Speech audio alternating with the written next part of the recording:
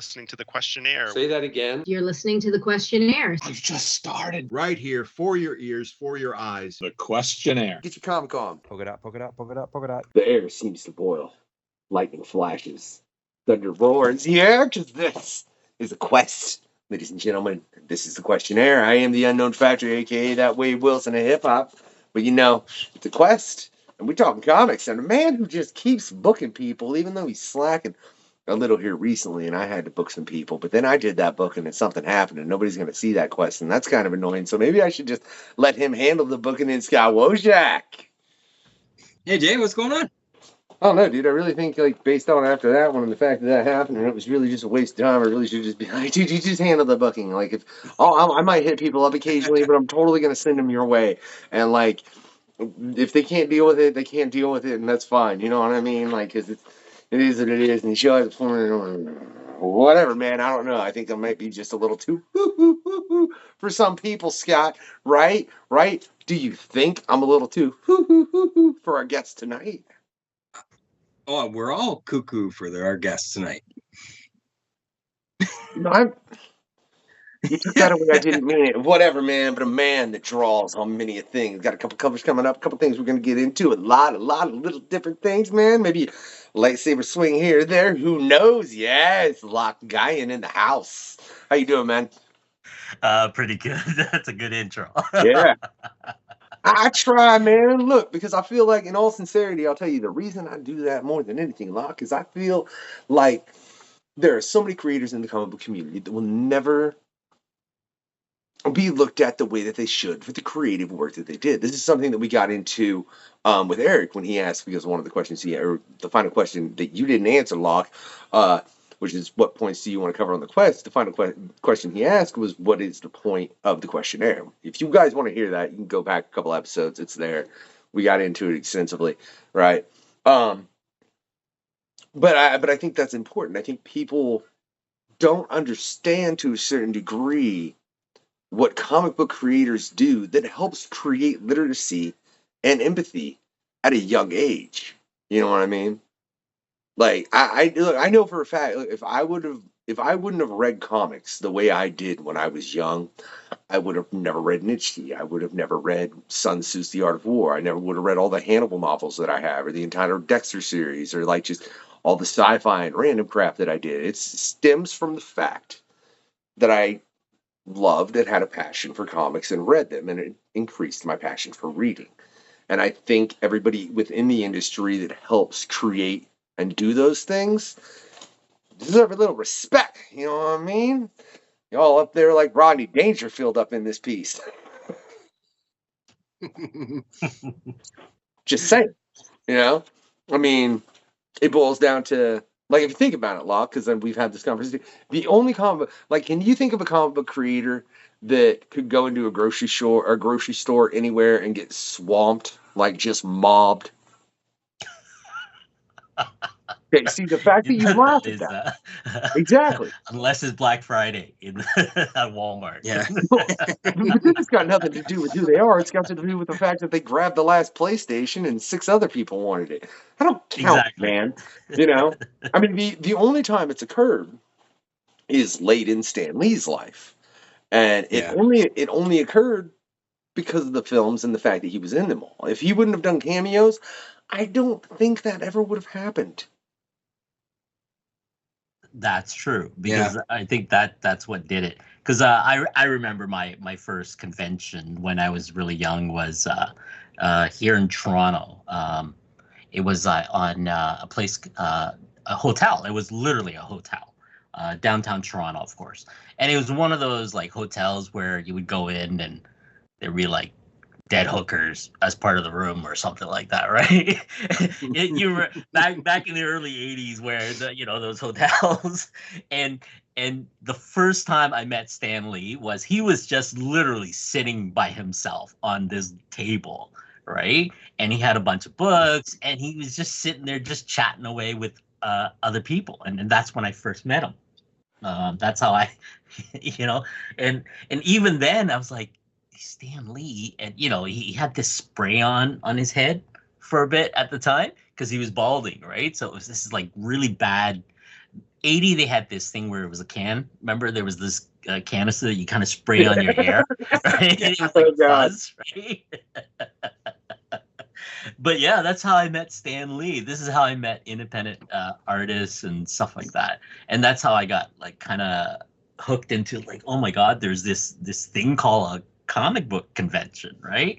And I think it was held by I think it was called Beguiling was the comic book shop back then. It still exists today, and I think Silver Snail is another one. It's one of those shops. I like. I am so shocked that some of these like local comic book shops still survive after like it's got to be 50 years, right? These like if you come to Toronto, if you ask for the Silver Snail, it's now like the place to go. Yeah. Like I mean, it moved location multiple times, but it's one of those things where it has been there for a long time, right? So yeah. But but as far as with Stanley, man, I love that because I think it's a couple times I've heard like people meeting him early on in his career, Yeah. before the MCU blew up, and it was an instance to where you could walk up and chat with him, and I had that moment when I was like 15, like right when Blade was coming out. I got a chance to meet him right outside of a convention center. There's a reason they call him a man, as far as in my personal opinion, based on that experience. But personally, you're the first person to ever bring up dead hookers. Thanks, Locke. Jesus, dude, what's wrong with you, man? But as far as what you're saying about comic book stores, I think it's interesting. And I'm curious about that particular one. Do you think? Because most of the shops that I see that have been open a long time like that, they've adapted with the market. So the thing that you typically see in large comic stores like that have really survived is they do the gaming, and normally a lot of it, and they sell the pops, Yep. Now, yeah, a lot of it. The older store, I know that the Silver Snail has adapted over the years. Back then, it was just comic books. But the thing that always got to me was Beguiling was, beside just being a comic book store, they mostly carry indie books, like a lot of indie books. And this was my first kind of like experience in the comic book industry. My first book that I got published was a company called Kitchen Sink Press. This was like a small print shop that was literally on Dufferin and something back in the days. Anyways, it was just like a warehouse, and they print stuff. And they print mostly indie comic book stuff. But beside indie comic book stuff, the D&D was a thing in the 80s. Yeah. So there was these creators that would write just the like the Dungeon Master like gameplay book, right? So, and there would be like a bunch of artists and stuff like that would draw the interior, like maps, you know what I mean, with the traps and all this other stuff, or maybe dragons and trolls, and they come across like photocopied books, you know what I mean, with like a nice like cover on it, but they were just $2 a book. And that's how they were doing that. Was Beguiling was the place to go because they carried these books, and I would go in and I would buy these D&Ds. Beside that, they were like, I think in the state they call them ash cans, but up here, Toronto community had this thing where it was called zines, right? They were, they're literally like 8.5 by 11 piece of paper that were folded in half. And they would do full on or, like comics on them. And they were like either photocopied or letraset or something like that with different colors. And they were like art pieces on their own, but they were like, like rock posters in the 80s, like indie rock posters. That was the stuff that I fell in love with, I gravitated towards, because it was totally different. Because I grew up north of Toronto here in a small town called Barrie at the time. 1978, I believe, was when, like, my background is Vietnamese. When I first arrived to Canada, I was like 6, 7 years old, right? Yeah. And there was no comic book shop. The comic books were on spinny racks at the local, like, 7-Eleven at the The time, good days. right? The good days, man. Them's the good days, Locke. Back when you could Those go were the into good days. Kroger. But, you know, and they were like 50 cents and you get a bag, but the bags were mystery bags. That was the issue I ran into. Like, you know, I would crack one open and it would be Daredevil number, I don't know, 160 something. And I would read that. I was like, okay, what's the next issue? And on the spinny rack, he's like, oh, I got a Eeny, Meeny, Mighty Mo. Or if the counter guy is busy doing whatever, I would try to peel that bag, rip that little bit to look inside. You know, like you poke your finger in it and you kind of peeled it like that just to get into it so you can actually look at what issue. And sometimes you're like, oh my God, there's you know, like an X-Men, right? Grab. And that's how I got it. And, you know, for $1 at the time, you get like 2 or 3 comics in a bag, a pack of hockey cards with bubble gums, Yeah. Garbage Pail Kids. Those hard stick bubble gum flat That's sticks. right, but they Yeah. were fantastic, right? That was it. And that was my way home from school. It was like $1, and that was enough to keep me busy for an entire week, right? We Yeah. would trade cards and stuff. You know, those are the things, right? And now, Yeah, it's just funny to look at if you look at like, because people say the comic book market goes in waves, and it's something we've discussed over here as far as the ups and downs of the comic book market. You know, the boom that was Right. in the '90s, and I think something that most people don't ever factor in to the amount of people or of comic books that people will go and purchase, or cards or anything like that for that matter, has a lot to do with the percentage that they've increased in price compared to the percentage of minimum wage. You know, it very much doesn't match up, just like it doesn't match up for anything else. So I think that's a factor that people don't think about, and it becomes easier to, you know, oh, I'm not going to go and purchase something that I can have in my hands and hold like this and it be something physical. You know, why not just go and pay for a streaming service? And oh my gosh, I have everything.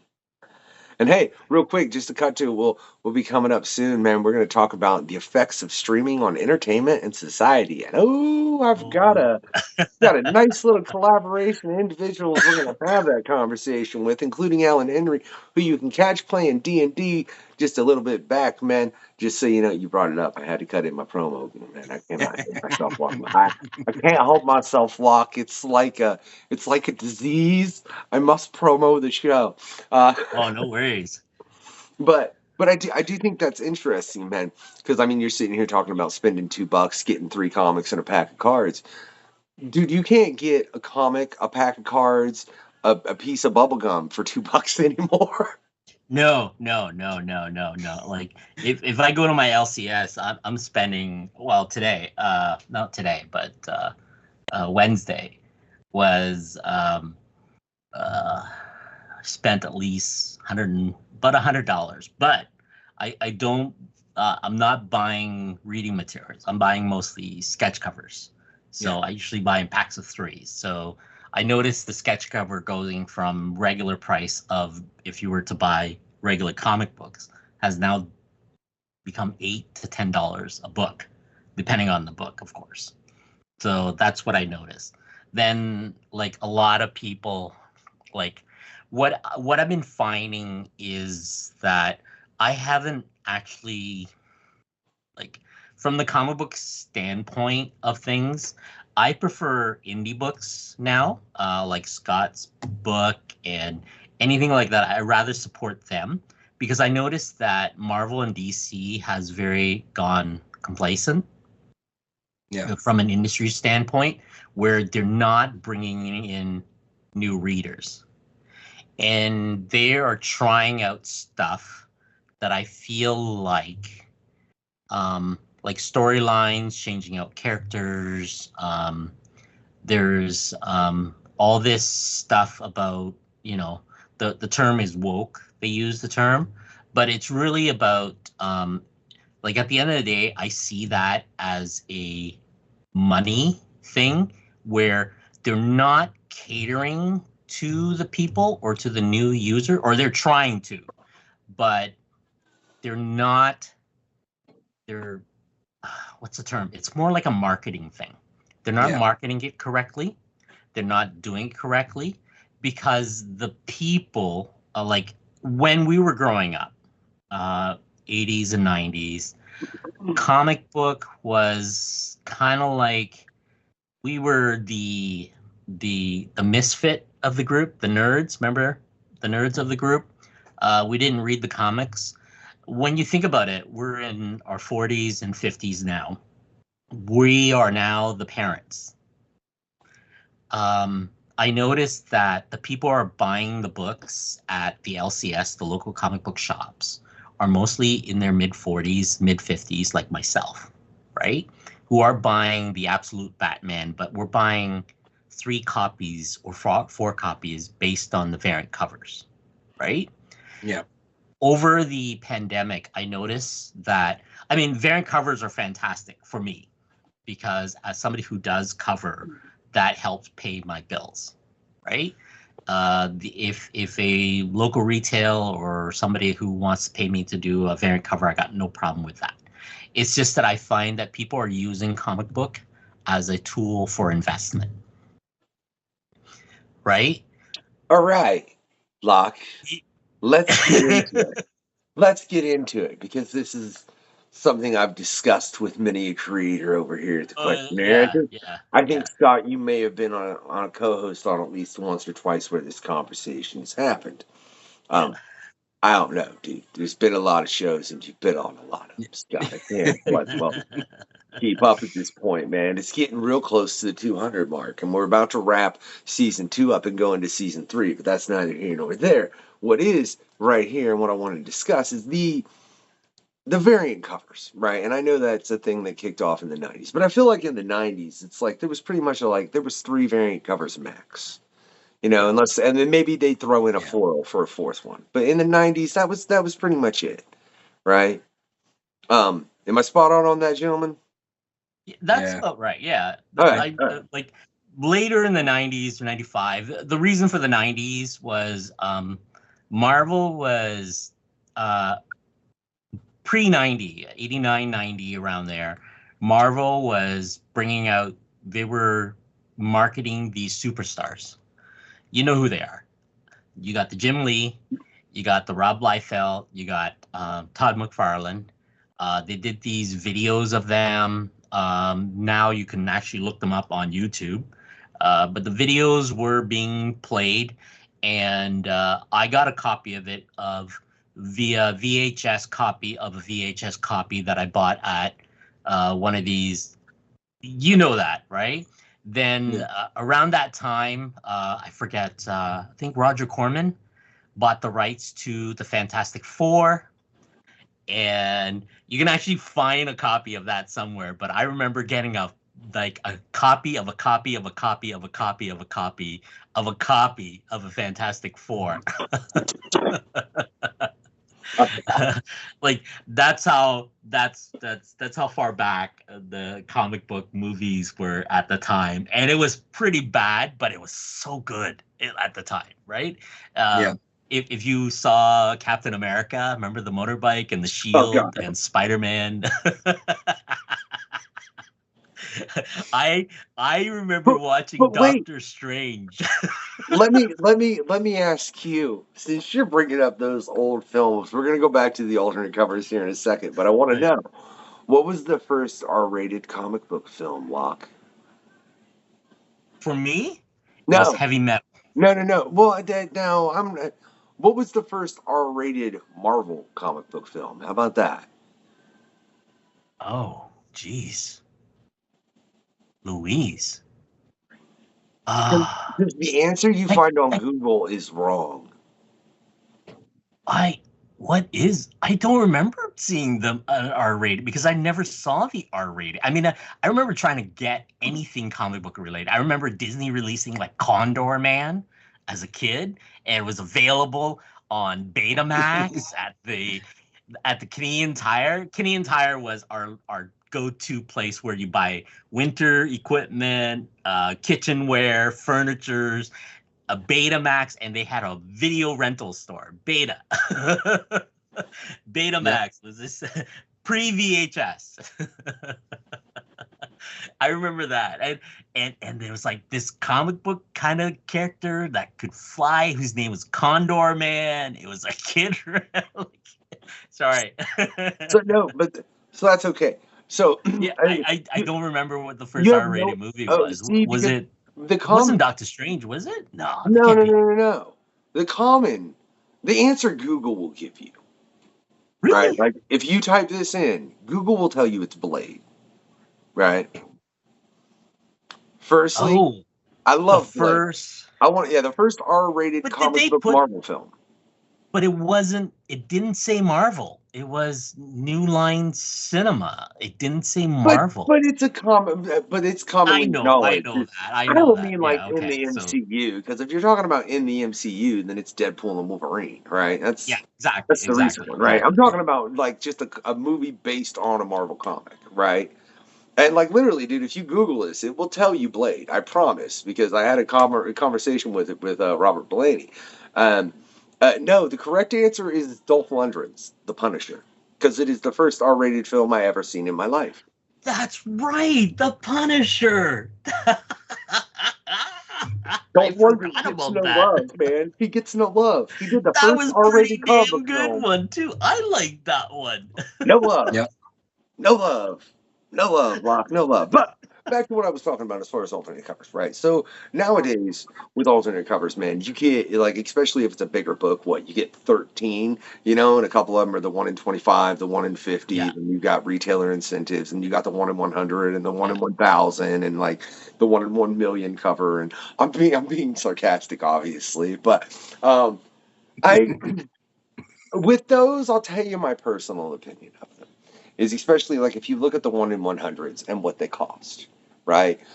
No, give me a blank cover and an artist, and I'm gonna be like, dude, draw me something cool. Well, I mean, an artist too. I want to know they're a good art, like you, Locke. You know what I mean? And I would rather have Oh, a, I wouldn't say that. This well, is all AI, by the way. So just letting oh, you oh, guys. oh, yeah, and so is this man right here. You see it, Locke? All that's AI.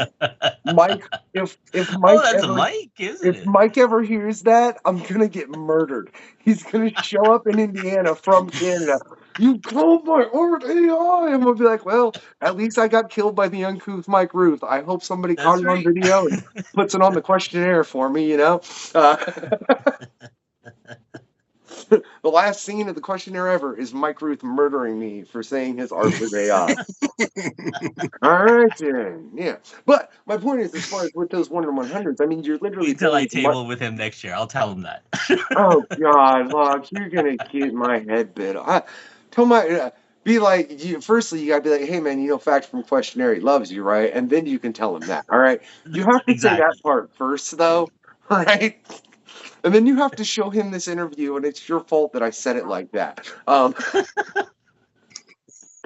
Gonna get me murdered by Mike, man. I already had somebody about killed by a predator a couple quests back. I don't need to have the uncouth Mike. Like, no, dude, like no. But my point is though, those 1 in 100s.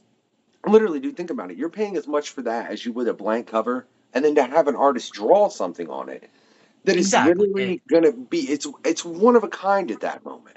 And in my opinion, I think that's just way cooler. You know what I mean? Like to me, that's just way cooler because the 1 in 100, in my opinion, is just it's what you were saying. It's somebody playing the market. You're playing the collector's market at that moment. You're probably not like if you're buying a 1 in 100 for you, that's cool. I'm really surprised, you know. But to get that sketch cover like that, one, you could still have the collectability and the remarkability of it. Two, in my opinion, there's more because it's a one of a kind. There is no other, you know. And three, you paid the same amount for it. Four, it's gonna help artists collectively because that's going to make it to where more people are getting more work as opposed to one person doing a 1 in 100. I think there's more incentive for the comic book industry to work like that than with the 1 in 100 crap on so many different levels, up to and including the collector market, in my opinion. Because if you've got, oh my gosh, there's a bunch of sketch covers floating around, all right, and they're all completely original. And if you want to play the collector's market, well, cool, that means the person is not just playing a collector's market. Hopefully they're also looking at it and going, oh, I like that piece. I think I want it, you know? Yeah, that's a better perspective. This is what I've noticed a lot too. When I first started doing a lot of covers, a lot of my commissions were all digital. If I was doing something for Upper Deck or Mattel or something, they're all digital. There's a reason for it. The digital is at the end of it, when I sign over the stuff, I send them my Photoshop files. They use that and they separate the elements. They separate the characters from the background, just in case if they do box art or something like that. That way they can do it later. That's what stuff is. Then I was doing comic books and they were all digital too. But then I started noticing right around the pandemic, start of the pandemic, people started to buy, I don't know if it's investors or something like that. I've noticed people are asking for original art, right? That's where it was more of, I think 2013, 2012, 2013 was when Marvel started doing these sketch covers. But at the time, anything 2014 and below, the sketch covers were basically, Marvel or DC was released them and they were on glossy paper. They didn't matter. They didn't care. It was just I heard paper. bad things about trying to use those first year or so sketch covers. Exactly. So that's an FYI. Nowadays, I know a lot better. I know what to do with them and all that stuff. But if I get one of those, I have to treat them differently. So that's one thing. Then if you get to now, Marvel and DC has got it worked out, the paper type and stuff. But still, depending on the printing, because they don't print from the same location. They print from multiple printers. There's no way Marvel's going to go to Joe Schmo one location and say, print me 100,000 or 200,000, right? That will tie up their whole. So for them to be logistically, it's better if they, like, on the East Coast, they'll use a printer. On the West Coast, they'll use a printer. In Canada, they'll use a specific printing company, right? And so forth. And, nowadays, there's people managing that where they can actually say, these are the paper types. You have to use this paper weight, that kind of stuff. I noticed I was on a live stream with on YouTube there. Beyond Wednesday, I was invited on there as an artist who does sketch covers. And at the same time, I think Mark Spear, you guys know, I believe he does the monster books, and he's got a bunch of covers and stuff like that. And I brought out his cover, and because he's an artist himself, he didn't know that his book was costing $10 for a blank, yes. And the paper type was so thin that when I was using watercolor on it, it was kind of like seeping through, and it's almost like it's kind of like construction paper, the stuff you get from school when you were a kid. Like a drop of water would just melt the paper, like tissue paper kind of stuff. And he was like, oh my God. And I said, yeah, dude, this sucks, right?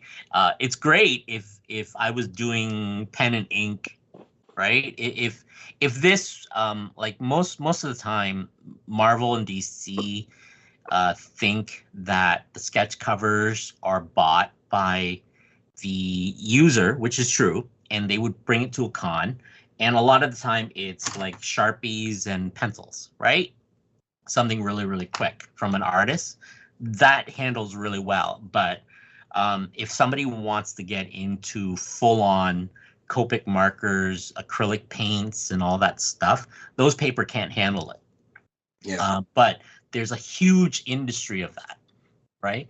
Like artists like myself, variant covers and all that stuff are now picking those up because these guys, like a lot of people are willing to pay more for those books because they are a one of one, like you said, right? So if you go out and you buy a what's her name? Todd McFarlane, one of 500, Spawn by Minoko, I believe is her name, right? I forget. Yeah, Minoko. Pronounce it all. Yeah. Those kind of stuff is great, but you have to line up. You're fighting other people. I've noticed there was a fight that broke out at New York Comic Con. Yeah, there was news about that and stuff. I'm like, wait, wouldn't it be better just to get a blank or get a commission directly from the artists themselves? Because really, at the end of the day, like when I do a cover, on average, a digitally file that gets sent to a printing, they only pay me $300, $400, unless you're one of those big top artists, right? Even then, you're only getting $1,000, right? For one of those artists to get their variant cover, unless it's their own book, right? So that is one of those things I find, like, if you're willing to line up, pay $50 to $100 for one book, that's great. I mean, not everybody can be able to afford like a $300 or $150 sketch cover, right? From your favorite artist. But at least you're going to get a one-on-one, right? So that's the thing. Variant covers are great for us artists to kind of quickly punch something out. But at the end of the day, if you can get original art, that's better. Because that's what I noticed too, right? People coming to con now are buying more original art than prints, right? Even though my prints are $10, $15 a pop. But, you go to the bigger cons, we tend to up that to $25 a pop. And that brings me to a con thing is I've noticed the cons are becoming less artist friendly. They become more cosplay. Yeah. They really have. Right? Yeah. So they become more cosplayers do not spend money. And if they do, they don't have places to hold them or store them. Yeah. No, I'm sorry. I never ever because I like the first part. I have like that's I wouldn't know either way as far as the way that they spend money or not. But that's just such a practical thing that I would have thought of. Like if you go in cosplay and you buy like some big piece, where you putting that? Where you putting that, man? Because like that's their job is to walk around and get photographed. Yeah, that's what they are. Yeah, and that's why when I was doing a little like sketching and that at my table, and even stuff that I was selling, like I moved away from the 11 by 17 posters because they would just sit there. No one would buy them because no one wants to carry around 11 by 17 posters. Yeah. So I went down to comic book size and they started selling. So speaking of variant covers, Locke, I thought I'd bring up the cover that you just did, which is absolutely amazing. See, and look, I want to say, based on for everyone out there watching, like look at that, right? Wouldn't you rather be able to hit Locke up and be like, hey man, I got a sketch cover, do something on it, and know that you have a piece that's one of one to add. Yeah, the foil. It's hard to see. Look, foil. Hey, look, how many variant covers you got of that comic, Scott? Okay, so there's cover A. All right. Cover B. Box. A couple foils. And I did some of these. So Locke can do himself. He can. I'll do some stuff for you on the cover there. You can actually auction off if you want. Yeah, no, you know what? If you want to auction it off and donate to that, I'm totally down for that. So that's why I had a whole bunch made. So, and then cover A. All I know is it's on a really funny note. When you're holding up a comic at a certain angle, you're blocking your light and going all like really dark in moments. And I just think that's kind of Oh funny. yeah. It's not just a complete side note. Yeah, but okay, so fair enough. You don't have a lot for that, but how many are there for Zero Box Time Machine 1? Way too many. Okay. Now, but at the same time, correct me if I'm wrong, a lot of that is based on the fact that this is the first run, this is the second run, this is right? Yeah. Okay, so Yeah. that's fine. I think that's a different story. If it's a fact where you're having to reprint the comic, I think it's completely acceptable to put it out with a different cover, and I think that adds a bit of a spin and will help push that second printing better than the first printing because there's something different in it. You know what I mean? And I think Yeah. that's a different story. It's the fact of when, like I said, they're putting out 10 covers the day the comic releases, and I don't. It feeds the market. Like, look, like you were saying about these people waiting for that 1 in 500 Spawn cover. You think that's the only 1 in some 100 number cover that they picked up at that convention? Really? The funny part was it was all exclusive. I noticed there's a lot of even Fabga Expo does this. You can it's supposed to be exclusive to Fan Expo. So ideally you're supposed to show up. But for some reason I could buy it online. Right? So why do I need to go fly to New York, pay for a hotel room, buy tickets, right? Wait in line to get that 500. Mind you, it's signed, I think, but there were so many available online. I can still get it cheaper. I think it was $25 or something like that. I forget, but you can buy the one Todd was giving out at $50 a pop or something. It became $60. Then right afterwards, I noticed on eBay they were everywhere. People were selling for 150, 200, 300. But I'm like, wait, but you can go to New York Comic Con website and still pick it up for 50 or $60. So I don't understand that part of the exclusivity when they're selling it online. Like if I had to show up, yes, that kind of makes sense, right? So it's a con exclusive.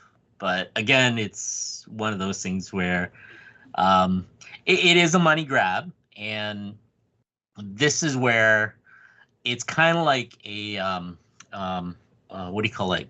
The dog chasing the tail and grabbing the tail and don't know what to do. Because my concern right now is new readers, right? We need to get new readers. We need to get Absolutely. new readers. Like my daughter does not read Marvel or DC, right? She's 18 now. I started out with some of the books like that, but she kind of gravitates away because it's not her thing, right? She rather read manga, where she started out like reading some sort of manga about volleyball players, just volleyball players, right? Heard of it. Right? Yeah, they got manga about cooking. They got manga about like all this other stuff, right? So those are the things, because I originally got her like about Batman manga, and she was like, yeah, it's okay. It's right. It's not as interesting. Like, let me show you what I grabbed her. Like, started with that. That manga. It is Batman, right? It's got this, right? Hey, And all I got yeah. to say is this one's Right? better. Deadpool, exactly, right?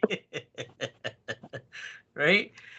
It's okay. She said it's okay, but it's not great like Berserker or One Punch Man or Chainsaw Man or those kind of things, right? So Yeah. it gets into that market.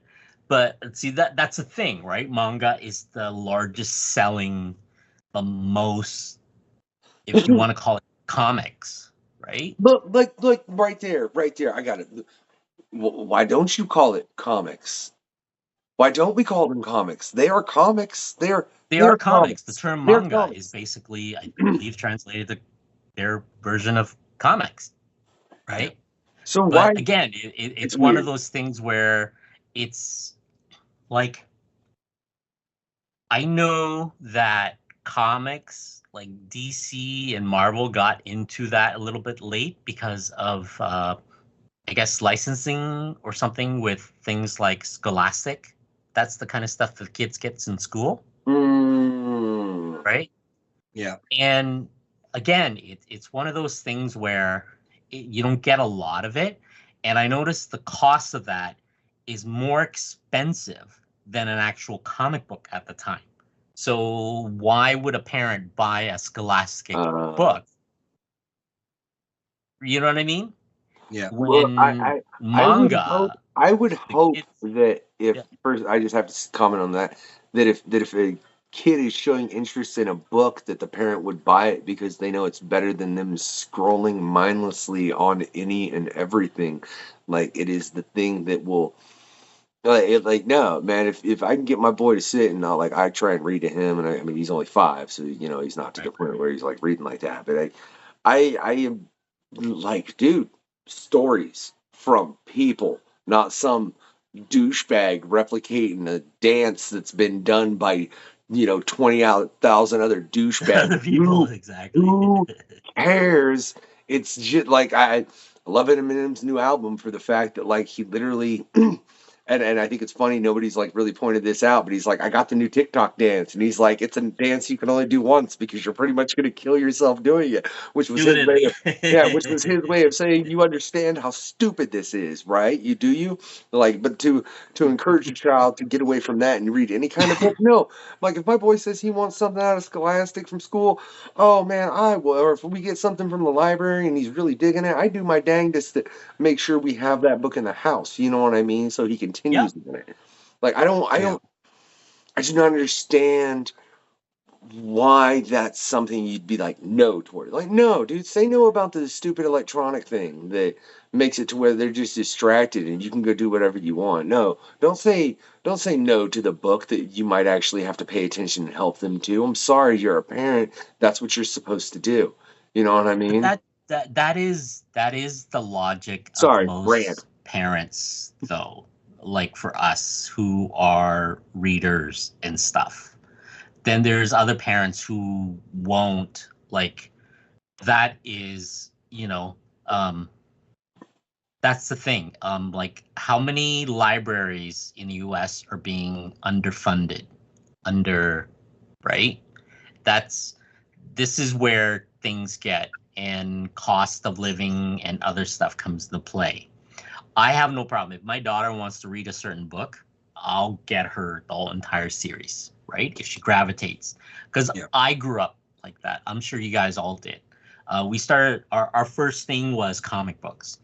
Then as we age, I don't know if you guys notice, the comic books as like, I remember starting reading in the 80s. And they were very Captain America, Daredevil, Spider-Man, Web of Spider-Man and stuff.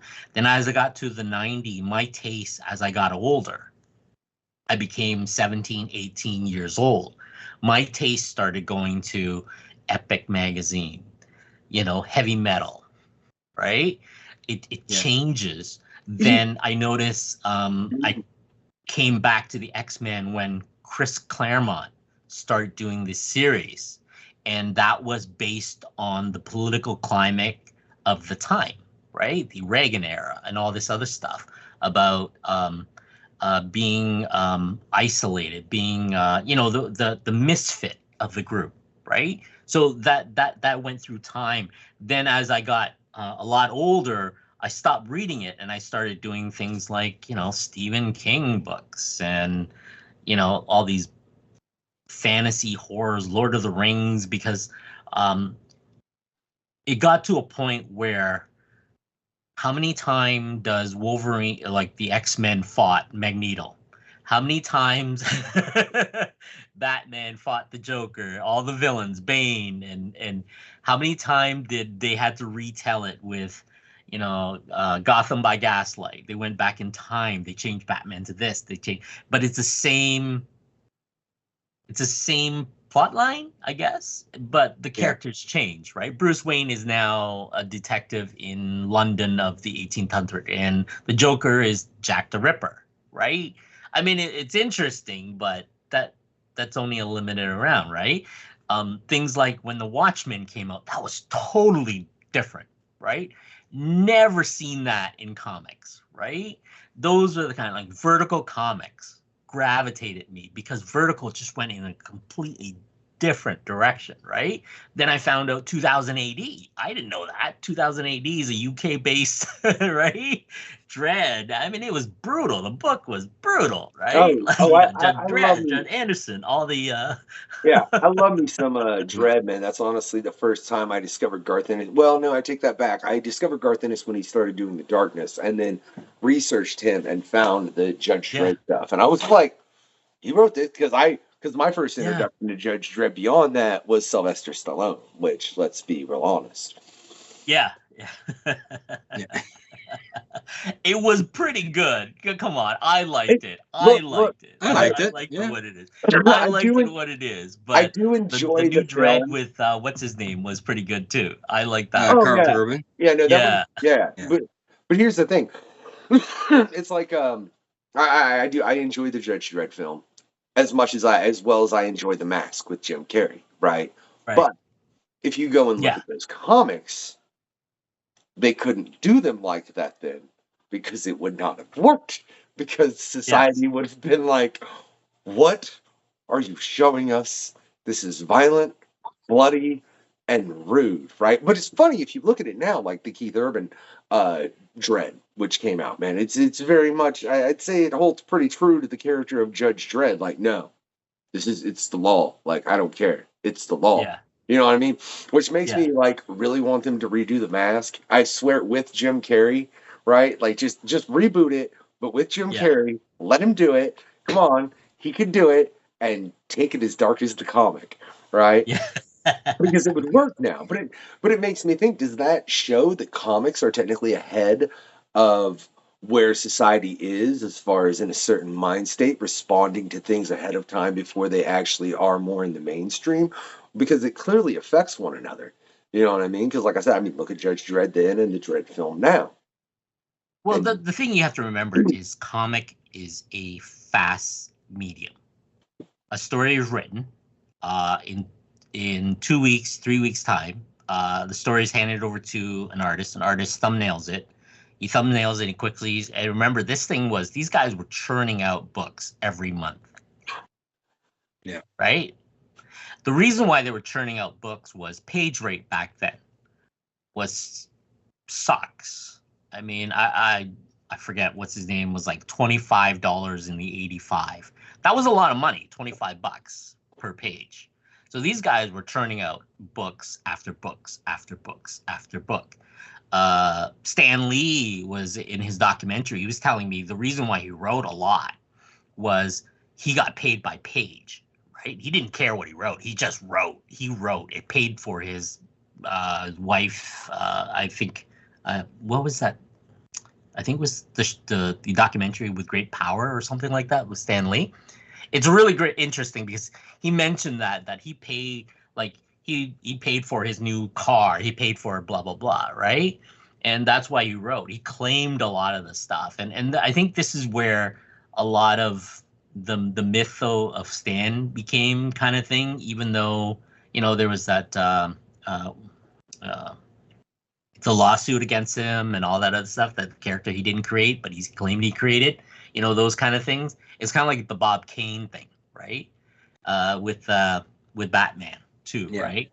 So there was a lot of that was happening. And again, even nowadays, I don't think the page rate has changed very much for some of these artists, right? I hate doing interiors, because interiors, one of those things, it's a grind. It is a grind, right? You are not the first person I've heard say that, Locke. Yeah. Like, I mean, like it's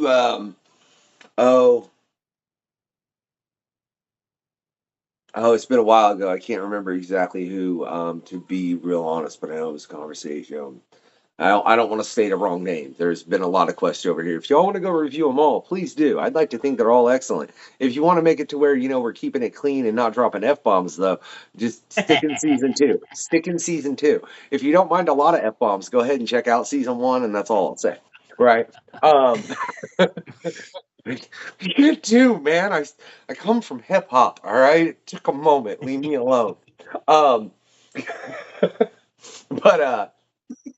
yeah, I mean, that's definitely because you're right. Because there's a difference. It's so weird to me if you think about it too. Because to be an interior artist, like you said, everything. I mean, it is a grind. I think it kicks back to something that Ross Ritchie said. In all honesty, which is it was said that publishing comic books is like drinking adrenaline for breakfast, and I would say, in that same regard, that doing sequentials in comics is probably just like drinking adrenaline for breakfast, which I feel like I've been doing for like the past 36 days, but that's got a lot to do with a lot of things we won't get into, right? But, sometimes you got to drink adrenaline for breakfast, right? But I think that's interesting, man. Excuse me. Why do you think that is? Because if you look at the books from the 80s and even early 90s, there was a clear difference as far as in the quality of the cover compared to the art inside. But there are books clearly now like where that's not the case, where you can see an artist probably half wanted to like I wonder how many times an artist has thrown their drawing device if they're drawing digitally. You know what I mean? Out of frustration of I should be 6 pages farther than this right now. The thing with artists is we are one of those lonely hermits that sits in the basement, which is where I am right now. We're in our head all the time. We are in our head all the time. Let's put it this way. Whatever we draw, it's never good enough. Whatever we do could be done better. That is one of those soul-crushing things that we run into. And then, and also, the better ones are the one that can actually walk away and say, "Okay." Well, I think also Good as enough. an artist, Yeah. when someone says something critical, your brain analyzes it way more than it should. Exactly. Exactly. Right. And that's really that's really something that for me I had to learn, but it's one of those things where you kind of learn by like you don't have a choice kind of thing. You kind of learn as you get older and you find out your health is going down the hill because you've been hunched over so long. You find out that you've been sitting at the drawing table for hours on end and your eyes lock into position and you get up and you can't focus anymore because your eye, you find that you sit there for an hour, 2 hours drawing and your eye stays focused at this length. And when you look up, everything just goes to hell, right? And you have to wear glasses now because the muscle in your eyes isn't moving as much as you used to. So yeah, I know exactly what you mean. Yeah. So that's why you got glasses, Scott? Well, that makes sense. But I mean, every part of that, I was like, all right, yeah, I get it. And then you're like, your eyes, and you have to get glasses because of it. And I'm like, you just broke my brain, Locke. Wait, what? You're telling me just drawing a lot will literally ruin your eyes? Like, that is... Yeah. That is the most effed up thing. Yes, it's one of those things where I've learned to draw, where I was getting carpal in my arms for drawing so much digitally that I forget that I can zoom in and zoom out. I forget that the tools, I can rotate my canvas. I can do things that will save me a lot of time.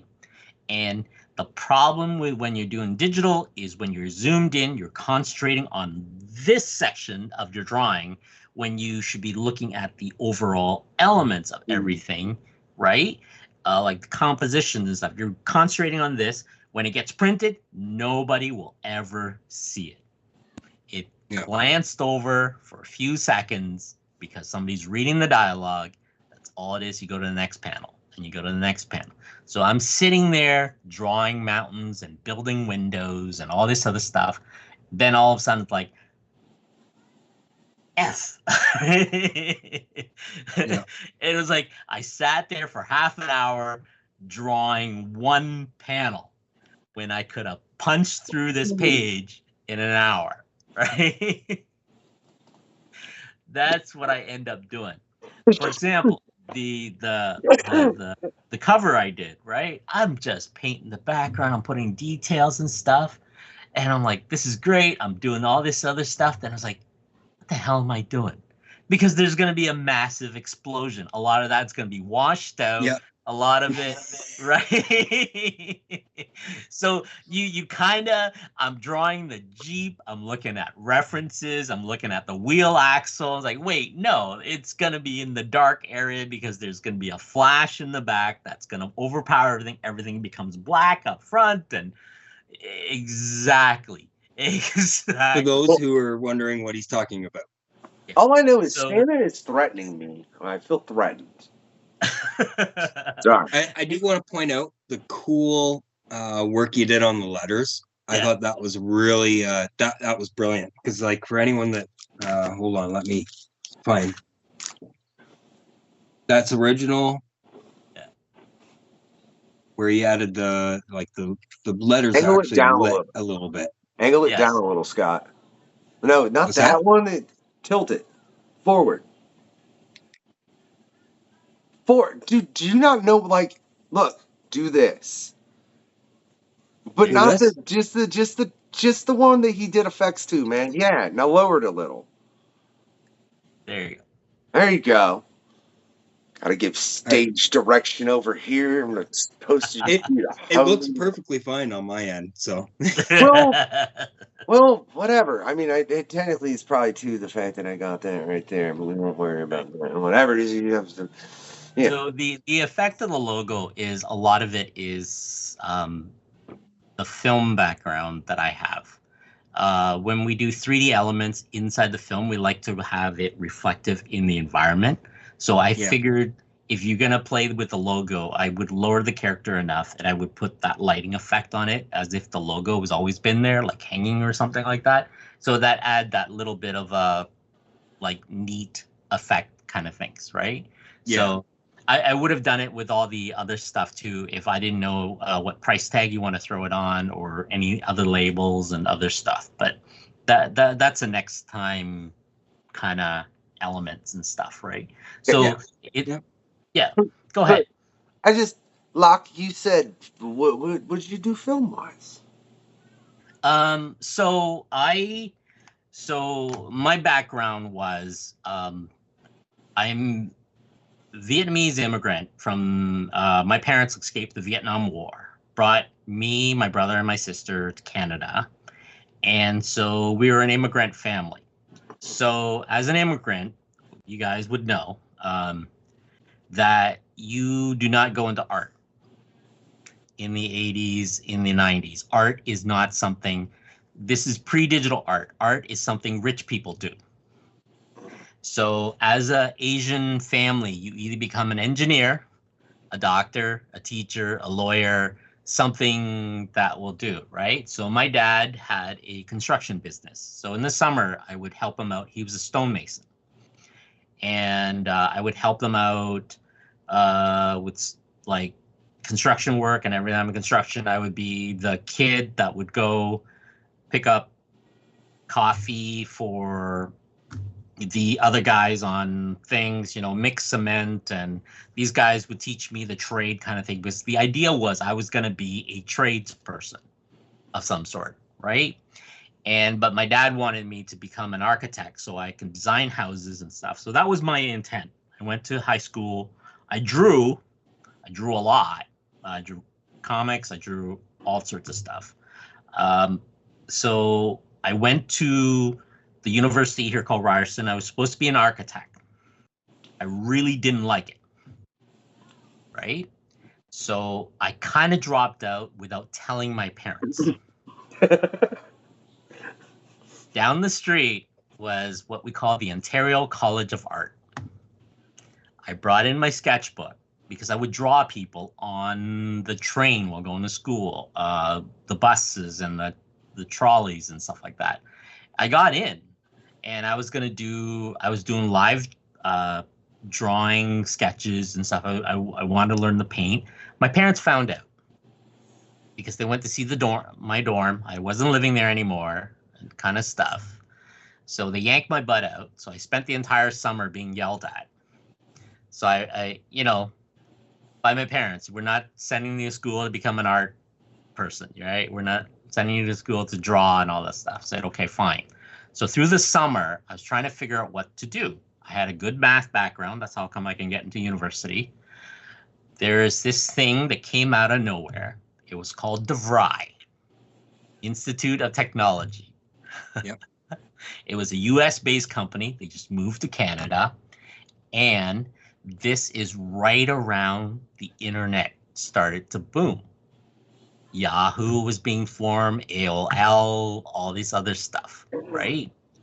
So I decided to apply at DeVry, got in, graduated with an electronic engineering degree. Pre-graduation, a company called New Logic. It was basically a sub company of Sony. Yeah, I've heard of New Logic. Yeah, I don't know if they still exist. No, I don't think they do. Yeah, they were designing RGB monitors, full color. I think it was like 8-bit color for the computer. So these computers back then were like the Apple II and all that stuff. They were all green or gray scale, or if you plugged it like a ColecoVision or a Commodore 64 for you young kids, you would plug this into your TV, but on your TV, you had to get this little RF remote with these two plugs and this wire, and you have to switch back and forth, channel 3 or channel 2 or one of those things, okay? So I'm 52, so I kind of grew up in that area. Right? You're predating me a little, man. You got a decade and plus one on me. So some of it I'm like, I know what you're talking about though. It's like I know all that. Like I was just 10 years later where tech was just a bit more far along. So I didn't get to see that degree of evolution of it. I was pre that. This is pre 286 processor. Then it became 386, and 486, and the Pentiums. Then no, dude, I was telling my 5-year-old recently about times like this, and I was like, "Yeah, buddy." I was like, "You couldn't just watch whatever you wanted like you do nowadays." It's like, that's right. And we got a bunch of we got him this big SpongeBob. Like I got him this big SpongeBob set. It's like 300 episodes. Oh my god! I was like, yeah, dude, he's been loving it, And then I've got him into Pokemon too. But I ain't trying to buy. I don't want to know what it would take to buy every episode Pokemon because my brain just broke thinking about that. But yeah, just telling him, the idea and concept of like, no, dude, you can't instantly access everything. It's and then you bring up, using the AV plugs to like plug in a gaming system. That's someone standing over with the antenna trying to. Yes. And have you ever been to the point where your dad tells you to hold on to the channel, so you have to stand there the whole time? You just stand right there while the hockey game's on. Yep. Exactly. It was a hockey game or wrestling. Yeah. So as a kid, you're standing there, right? You're holding it. You're standing like doing a peek over. And trying to make sure you don't move while you do the Exactly. Because if you move, then it screws up the reception. And then you got to deal with all that crap again, man. Yeah, it's funny. That's how I kind of started. So as I start working there, 6 months in, I was learning about the cathode ray tube at the time, right? About how the magnets and stuff like that to change colors and stuff like that. And I got really bored because of that. I had to wear at engineers at the time was we had to wear like a white shirt, the tie, and the dress pants, right? Even though I'm like using soldering guns and stuff like that, right? Ohm meters and oscilloscopes and all this other stuff, right? Working with capacitors and stuff. So you had to wear that. That was part of the thing. You got the ID tag in and out and the whole bit. And I kind of got bored. On my way home through the industrial complex there, I stopped by a little company called DPS. It was called Digital Processing System. I walked in, I said, do you guys need something? Because I thought maybe the reason why I went through there was it was closer to where I lived, right? Then instead of driving downtown Toronto, right? To basically, that's where it was. Scott would know this. This is near the Eglinton and near the Science Center, the Ontario Science Center. There used to be a tech area there, right? So yeah. This is downtown Toronto. This is one of those things you do not want to do. No idea, Locke. I have absolutely no idea what you're talking about. You think I would? As many Canadians have been on this freaking show at this point, though. To be honest, exactly. Locke, it's kind of like the tech area is downtown Manhattan or something like that, and you got to get down instead of like New Jersey, right, where I lived in, that kind of stuff, right, on the outskirts. All right. So I got you. Yeah. So as I was going home, I walked in. I said, "Look, I'm just looking for a job. I'll be a tech support guy or whatever the stuff is." And it happens to be that they were looking for somebody. And sure enough, I went in and I started doing repairs on these boards, starting off. And they were, believe it or not, at the time there was this Amiga product. It was another brand. It wasn't computer. It wasn't like Intel. It wasn't a Mac. It was a product was called the Amiga. They had this product called the Amiga Toaster. And it all was you took up a bunch of VHS deck, you would put through the thing, and it would capture it, and you can do editing with this, right? So this is the birth of the non-linear editor, right? So you were still using VHS tapes or Betamax machines, like these Sony big, huge machines for broadcasters. But they were producing a what they call a frame store, a product called the Personal Animation Recorder, the PAR. We were building this product for a piece of software called NewTek Lightwave, a 3D piece of software. They were trying to get 3D objects onto the screen.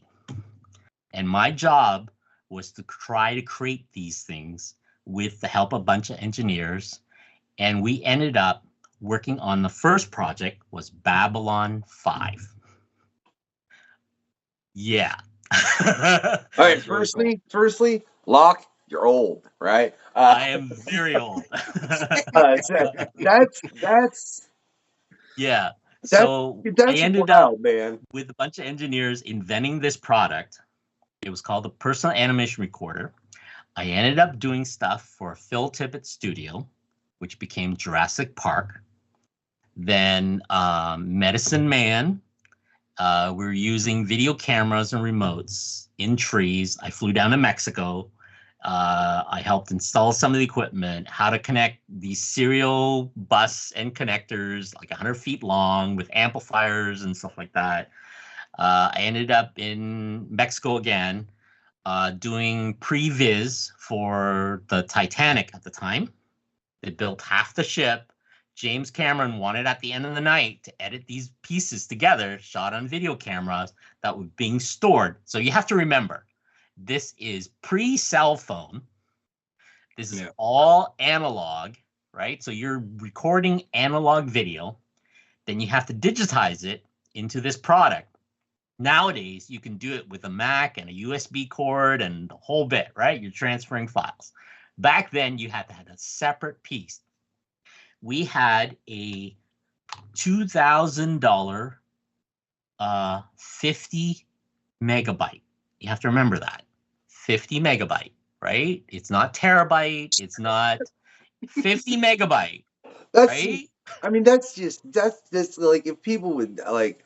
I wonder how many people can really grasp the concept of that and really think about it on a level of like what that represents number wise. You know what I mean? Because it's 50,000 as opposed to a billion, correct?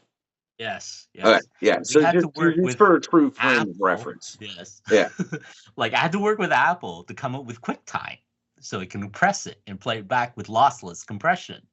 So I had to work with the other company. Then we invented a thing called the FireWire at the time, which became part of the Mac. And it was the first kind of like consumer ready video capture card that fit in your Pentium computer. You would buy this and you would plug it in. You had to play with your IRQ and all this other stuff.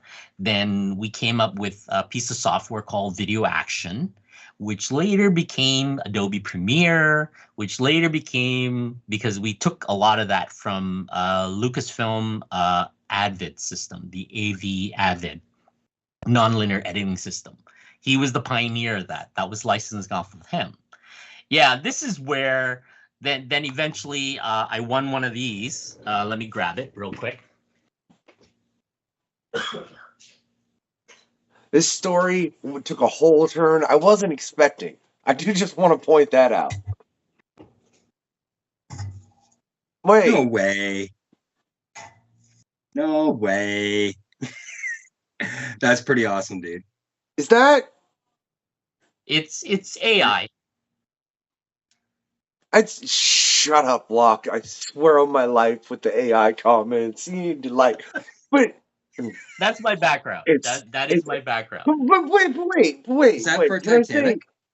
No, this is for the personal animation recorder, digital processing system, right here, for 2000 outstanding achievement in engineering and development for the digital processing system. Full motion broadcast PC video and compression. Can I say, Locke, in my opinion, what your story shows more than anything is no, and I mean this sincerely, man, is when you're like, I'm gonna go try that. You should just like and before I say this, as long as you're not like hurting anybody, right? I'm not just as long as you're not hurting anybody. Like if you have a thought like I should go try that. Unless you're like going into professional wrestling and the guy agrees, and then you guys are going to hurt one another, and that's a totally different story. That's the only one where I'd be like, you're going to hurt. Yeah, that's the only thought you can really have that like it's okay with what I'm about to say. But it shows that if you're having that thought, just try it, because you walked in a place looking for a job and like what? Well, the thing was, I didn't like engineering. I wanted to do art. I really did. My parents wouldn't let me.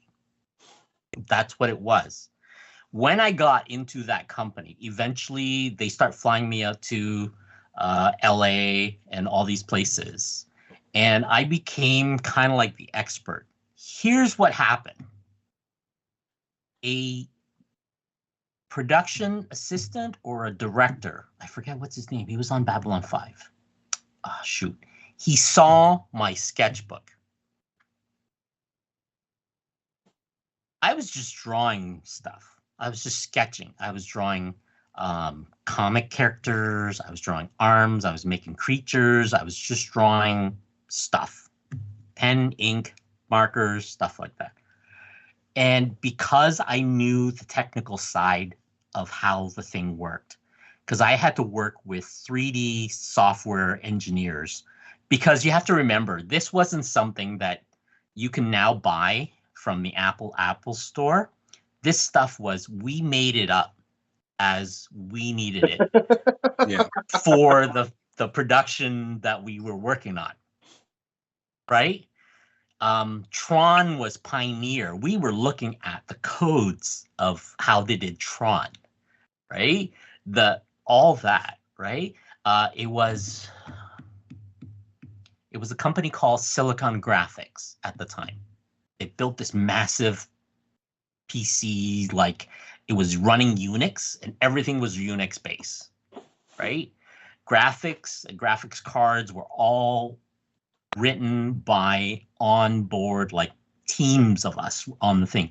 And like like the user interface was all me looking at tape decks and copying the play button off of Sony, the play, stop, record, those kind of things.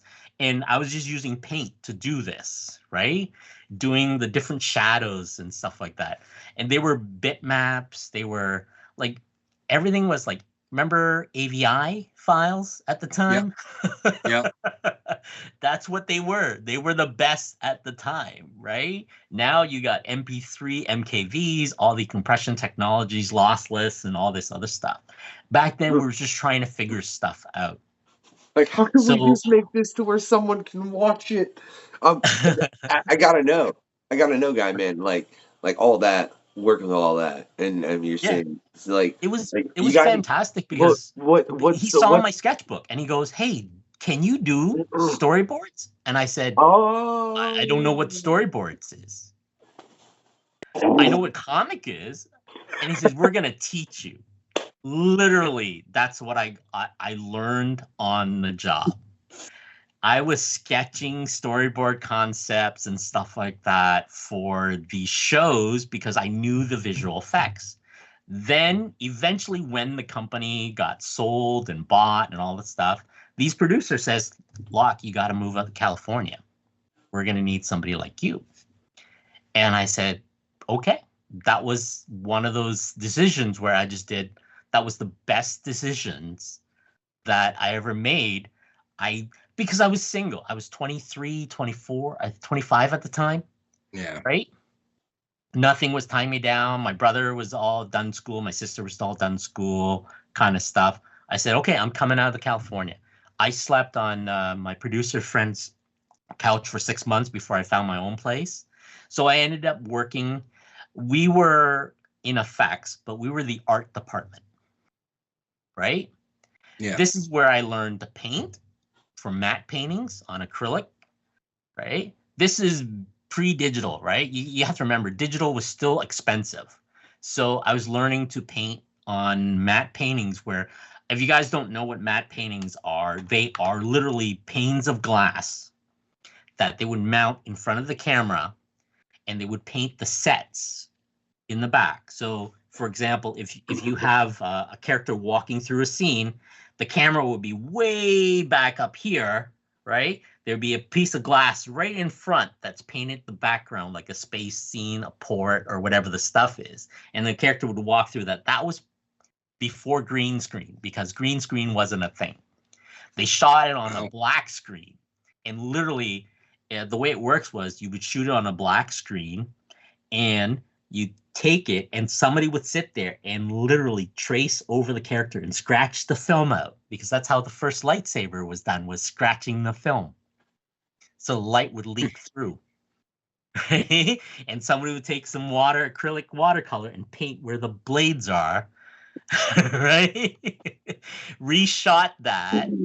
Right? Because you had film that would layer on top of each other and a camera that would, like, literally one frame at a time. Snap, snap, snap. Sometimes the spool would stuck. That's how it was done.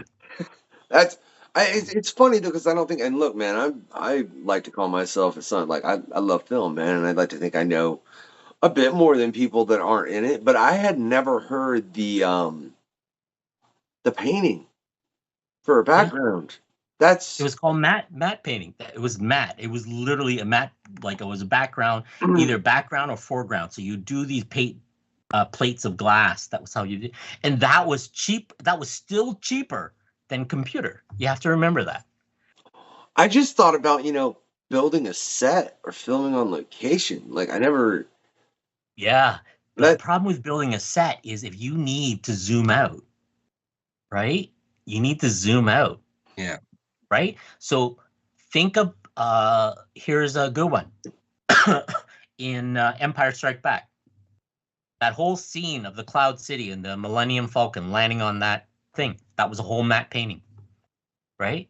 That was a whole thing, was a matte painting. And they just walked out. The camera was the camera was way up here, right?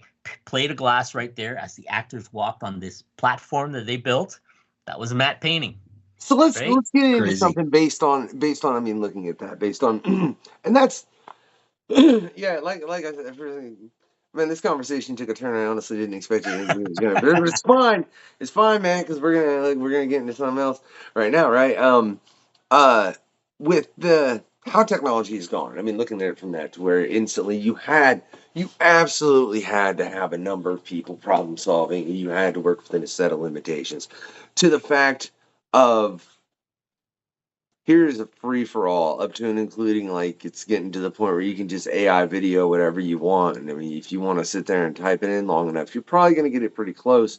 And if you're willing to go in farther as far as actually using digital animation, you can literally make anything.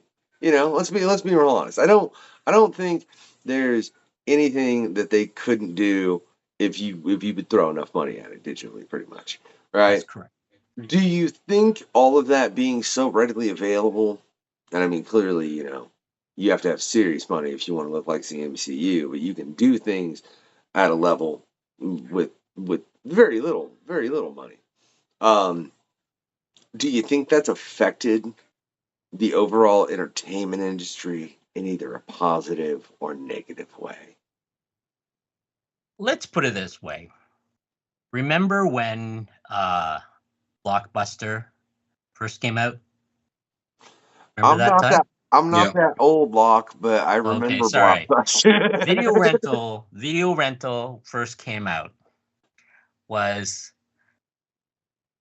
then the video camera became big enough to fit on your shoulder, right?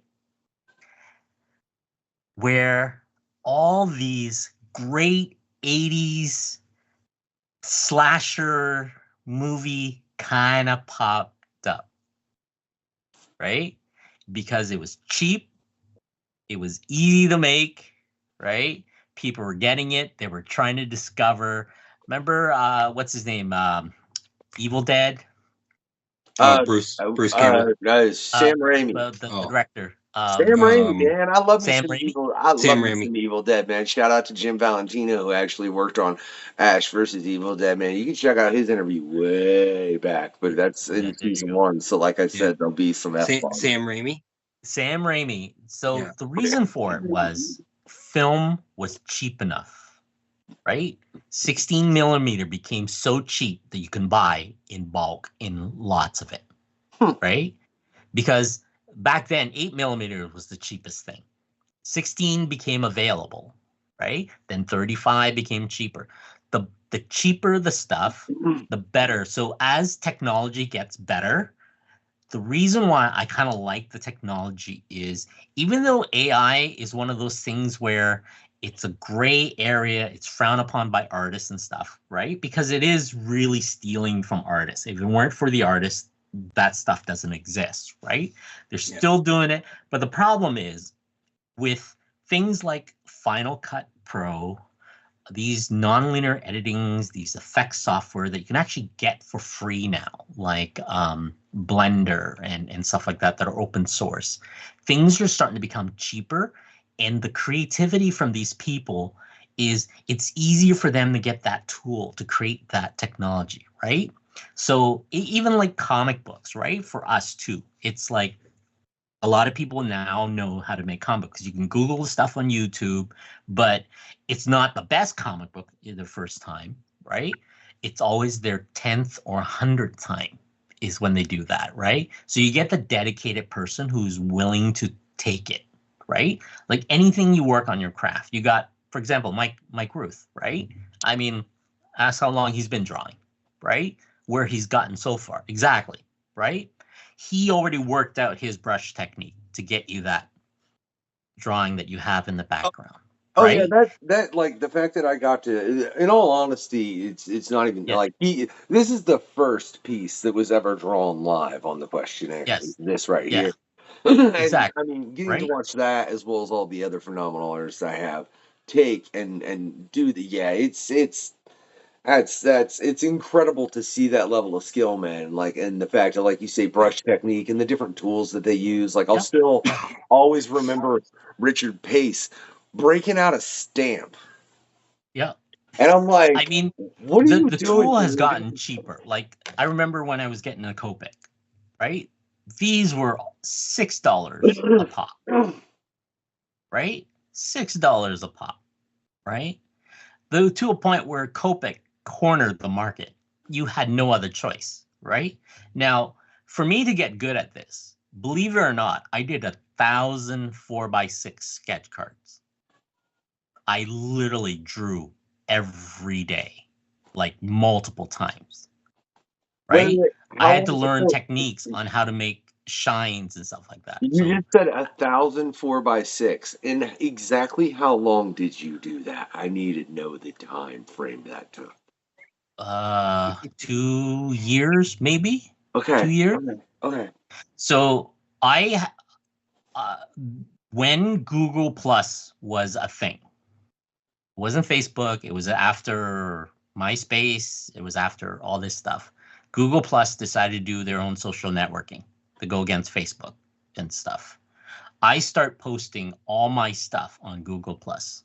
I did 1,000 drawings from Judge Dredd to whatever. People were just submitting characters. I just drew it because I wanted to learn how to use Copic. I wanted to learn how to use blending.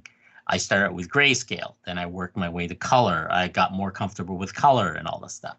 Now I can get like stacks of markers, right? Here, let me push my camera up. Right? So Well, these are a couple bucks a pop, but you know, that's the thing. I got to a point where I'm very comfortable doing that, right? that was a lot Then of I got markers. back into acrylic and I'm repainting, right? So that's where you saw earlier. I went back because I'm comfortable with acrylic painting, right? So I'm just getting back. This is my first full-on acrylic painting, right? But that's, see, you can see the brushwork. You can see like that kind of stuff. This is my second piece. Firstly, real quick for everyone watching, there's a link. I believe you got a website, right? Yeah. Somewhere. Okay. There's a link, Yeah. and it's in the description, man. Like, so if you scroll way down or whatever, it's right there, and y'all can click it, and you can get some pieces by him. Look at you, Right. man. I'm glad that ain't much more open. I'd have to edit this, Locke. Like, come on, just try to do me here. The thing is the more like the cheaper the tools. Copic isn't the only one now in the industry. There's like third party like Uhulu. There's like the Chinese knockoff where like I buy them in bulk, right? Because I go through them like crazy, right? This is 168 markers in a bag, right? So, you know,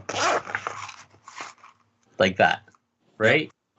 Then to buy refills is they even got cheaper, right? But they do what they need, you know, like it does what I need to do. I'm allowed that, like this usually costs me hundreds of dollars. All right. So this thing cost me like 30 bucks. Jeez, Pete, dude. Let's say if you looked at all of your art tools, right?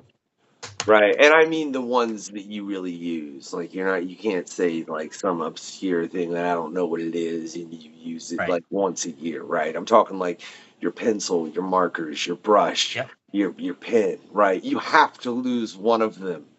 Which one would you dread but be like, I can still do this? I can still do this with a pencil, but I cannot afford to lose the pencil. The pencil is always going to be my backup tool, my starting tool. Okay, so which one can you lose, Locke?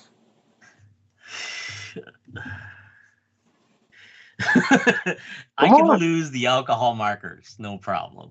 But I don't know if I can lose the brush. I grew up with the brush. I always, like, I started inking with, like, when I first learned to do comics was, like, inkwell and a fine brush, right? This is how I did it. That's how I started out with. But the real basic tool that you always start is with a pencil, right? It's one of those things where I quickly scan, I quickly do stuff with a pencil. It's Yeah, the if you would have fastest said, way. Yeah. if you would have said lose the pencil, I'd have been like, that's ballsy, man. That's the only one you can Exactly. really I erase. can't I can't, right? This I always do this with starting artists or parents who always come up to me and ask me, like, should I buy my kid an iPad pencils and stuff? I normally would go, if you can afford it, sure. But if you want them to get in the art and if you want them to actually draw, hit the dollar tree, hit the dollar store. Yeah. Grab them a sketchbook, grab them a pack of pencils to start them off. The reason for that is if they want to get into art themselves later as a profession, which is now available, by the way. When I was growing up, there was no character designer. There was no concept art artists. There was none of that title. We were the art department, right? For You were the MGM, art for department. I love Warner that. I'm sorry. Brothers, for Vivendi Universal, we were the art department. Our job, like even like Stan Winston's studio, right? It was just the art department. There wasn't like there was a costume department, but there was also the art department, right? The art department is modeling, but the whole thing is all right. So they started out with that. Everything always started. I was taught to use a pencil, this quickly sketch concept, quickly all this stuff, pass it around because the other thing I was taught was don't erase. Here's my thing. If you're drawing something, then you find out you made a mistake. If you go with the eraser, you tend to stop your train of thought. You kind of stop and you're trying to fix the problem. Now you're concentrating on the problem, right? Where if you're drawing, just if you make a mistake, either continue drawing or flip the page because it's just a piece of paper.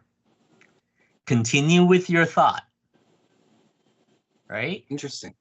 It flows better because I find that a lot of artists, the young ones, when they start, they make a problem with the eyes and they just go and they start fixing the eyes instead of actually, when they had that idea, instead of laying out that idea, they tend to concentrate on the problem.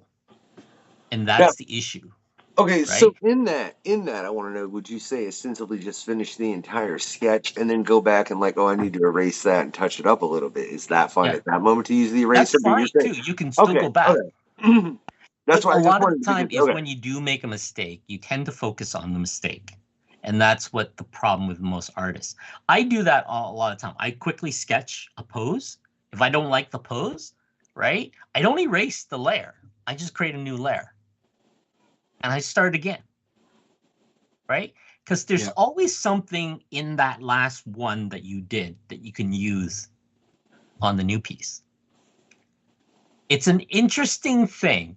If you stop your flow, especially if you want to get into character design and all that stuff. So that's why I tell parents to like just grab them a sketchbook, because how like a sketchbook is what, a couple hundred pages or more, right? And it's a few dollars from the dollar store, right? Just either tear out the page or just flip it. That's how you fill up a sketchbook. That's the idea of a sketchbook. A sketchbook is to throw in concepts, to throw in ideas, to throw in poses, to throw in actions, to work on stuff. If your sketchbook, if you guys want to see my Instagram sketchbook, right? My Instagram sketchbook.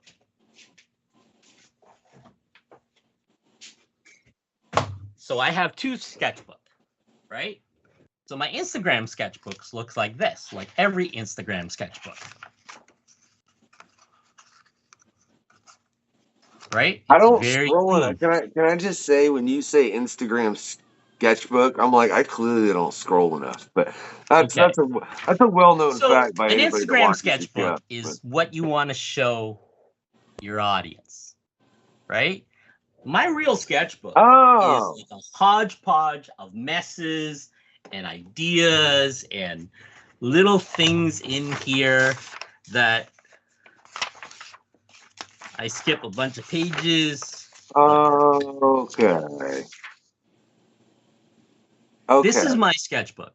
If Scott comes to me and tells me, "Hey, Locke, I need a what you call it, my hero to be fighting down a street on a car crashing into the buildings," and I'm like, "Holy F!" And that is a lot of info, right?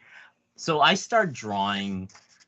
How am I going to do it? I'm working out the angles. I'm working out. If you notice, I haven't erased anything.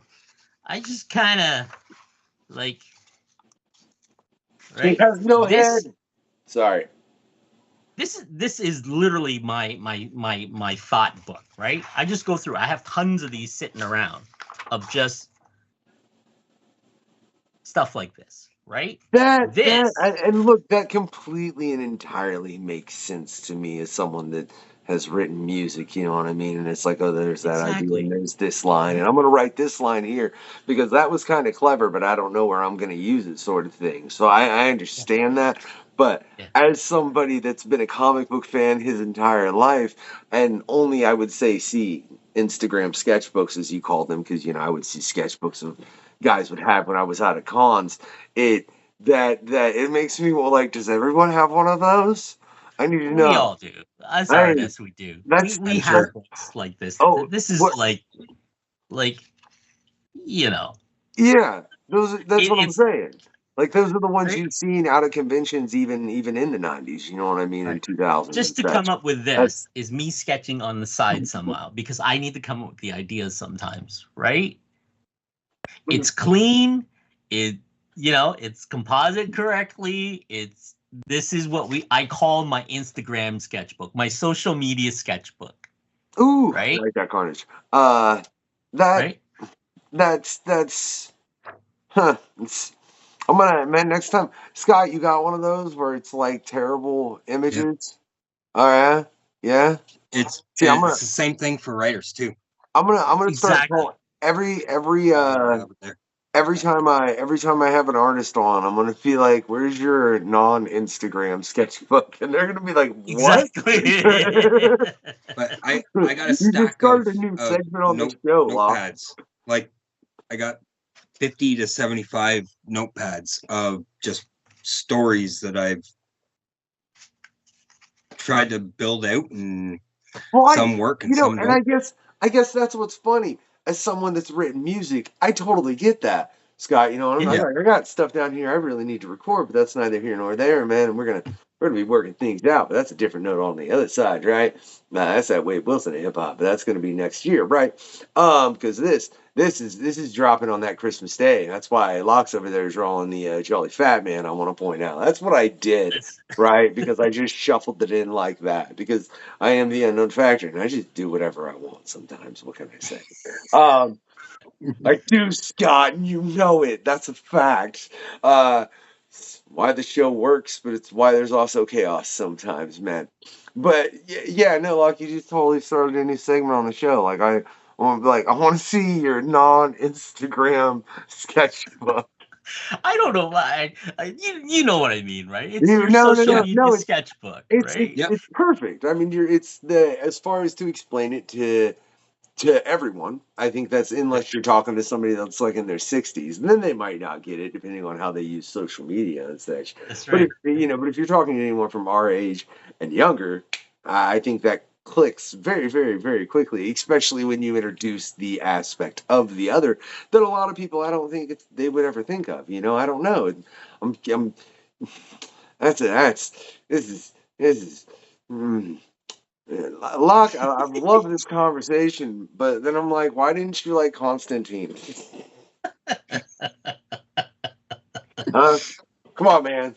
Like, do you like the John Wick films?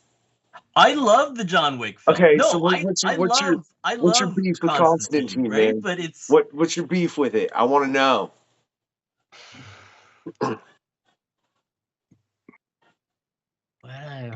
I love the idea of the character. I love where it is. I just don't like what's his name showing up at the devil at the end was just fantastic. Oh, that one scene I could watch over and over again when he cuts his wrist, right? Just So good. fantastic. So good. That is so good. So I would go as far as to say it's one of the best pieces, like very specific pieces of comic book film, period. If you just look through all of it, I think it's one of those moments in comic book film that it's like, ooh, that scene hits a little different than almost every other movie, except because I mean it's one of those scenes where it's like, I just ooh, that hit. Do you know what maybe it was Shy being in it. He just threw me off. Oh, is that who played the devil? No, Shia LaBeouf. Shia LaBeouf. Oh, okay. LaBeouf Sorry, or LaBeouf or whatever. So Shia LaBeouf. My I bad. think they put him in as a comedic break, but for some reason, I think because I watched Project Greenlight. Remember then? There was Matt what's his name? Born Identity guy and Matt Damon. Matt Damon. Guy. Those two guys. They started a TV series on, I'm trying to remember, one of those special channels where they were. Wait. There's a TV series that's Matt Damon and Shia LaBeouf, and what is the premise of this? You've completely changed the subject. Oh, okay. Oh, sorry. So we were introduced to Shy on a TV series called Project Greenlight. And it was based on Matt Damon and Ben Affleck having $1 million to sponsor. There was like a reality TV show where people write in their scripts and they would pick the best script and would produce that script. It was called Project Greenlight. I think it was on HBO. This is, in the year 2000? Around there? In the year 2000. Sorry, I could not help myself. Right? I could not help myself. I watched too much Conan back in the day. And there was, it was literally the behind the scene of making a TV series. Okay. Or a TV movie or a movie, right? Look, you made that so much. You made that so much less interesting than I was hoping it was going to be. Some reality television. I was hoping there was some. It was like they weren't doing porn or anything. I was hoping there was some show. Like, as a young actor, he came off as if he, like, even in that, I think I felt like, it was a serious film. It started out being really serious. The guy finding the spear of destiny, blah, blah, blah. Then you got this guy, I forget what the character is, I'm blah, blah, blah, go to hell. He kind of mimics the John Constantine. He's kind of like James Bond. Okay, when he did that stuff? Yeah, and that drinks himself to death, and I can't remember his name either at this moment. I haven't watched Constantine in a while. It's just great actor. Another great actor as well. Shy was the taxi guy, right? Yes, he was follow him. His partner. Yeah. And every time he showed up, it threw me off because I think it broke the pace. It broke the pace of the film, right? You were getting into this mystery, and all of a sudden it's like, the rabbit dog kind of, he's trying to get into the thing, and he eventually gets killed at the end. But what was the point? I'll tell you my opinion of that, really. And that's looking at when the film came out and just how people responded to a lot of things. If they wouldn't have added that with that little comedic element to where it did kind of break it just a little bit, people would have been like, this is all about heaven and hell. What is this crap? I'm not down with it. And they never would have, it never would have had the success that it did. I'm sure, but I don't know if it was a big success. I think it became like a cult film. Look, it made them money to the point where, I don't know, they say they're thinking about bringing him back in as far as James Gunn. I know there's but I don't know if they are now. But I mean, I guess you could, I don't know. That's a whole different story. But I don't know if that's more from the success of at the time, if it made them a lot of money, you would have saw number 2. Like Blade. Right? Number 3. Because that's what Hollywood did. Like, I worked in that industry. If it made them a lot of money, that would have been a second one. All right, The reason why you're hearing James Gunn and all that stuff now is that it became a cult classic. Well, Right? and that, and I'd say he's John Wick, so And it's John Yeah. Wick. yeah. Right. So But I mean, you know, that's what happened with most films, right? Any film that you become later on is when it becomes a cult hit, that becomes a remake, that becomes something, right? Because the video rental at the time was Netflix, right? It was Blockbuster. Then Netflix came along with the DVDs, and it was getting rented a lot, and that's why, the distribution. That's why, going back to the very beginning, like, I prefer, like, the tools. If the tools are cheaper now compared to before, people now have a lot of access to art material, art supplies, art stuff. They can start creating stuff, right? I'm hoping that becomes enough where I kind of like the market now where it seems like Marvel and DC isn't bringing in any new readers, right? They're trying, they're trying with changing characters from a white character to a black characters and all that stuff. And all the outrage from that is not really about that. It's really about the 50-year-old guy who's used to reading their favorite character in a certain way for a long time, right? So, when you read a book, you have that voice in your head of what that character is, right? You read it long enough, that character is yours. Nobody else, that is yours. You go see a film, right? That's the wrong voice. You hate that film. You know, I know this because I work from behind the scenes, right? There's always that balance, right? So now we have the James Gunn Superman, right? My wife is a diehard Henry Cavill guy, right? That is her, was it Hall Pass, right? Me, Charlize Theron, right? Yeah. Right? So I'll bet you if she sees, like, it took her a while to get from what's his name, Tom Welling from Smallville Yeah. to the new Lois and Superman one, or Superman and Lois, the new one, to that guy. Yeah. I can't remember what his name is. I have not watched that show at all, so I do not know. But I did Yeah. watch the trailer for that Superman flick, and man, Fred Kennedy really changed my mind on that just by saying what he did. It's really screwy. I've read a lot of Superman. We're like hyped for that Superman film a little bit. Like, you have to, like, there's like, the Star Wars series too, right? Like, do you remember the first 3 movies I saw as a kid? I saw in 1980. It was from a video rental, or was it Cheap Tuesday Theater, the New Hope, right? And when I became 15, 16 in 80 something, right? Empire came out, right? I aged from that kid film of A New Hope, right? Everybody being stuff like that, to Empire Strike Back. That is the Star Wars movie for me all the time. I was 16, going through puberty, looking at girls and stuff, right? That kind of stuff. Then, when Return of the Jedi came out, Leia in that slave outfit was just, yeah. yeah, I like you. Right? You're like, So Locke's like, I don't want to get canceled. We age according with the film, right?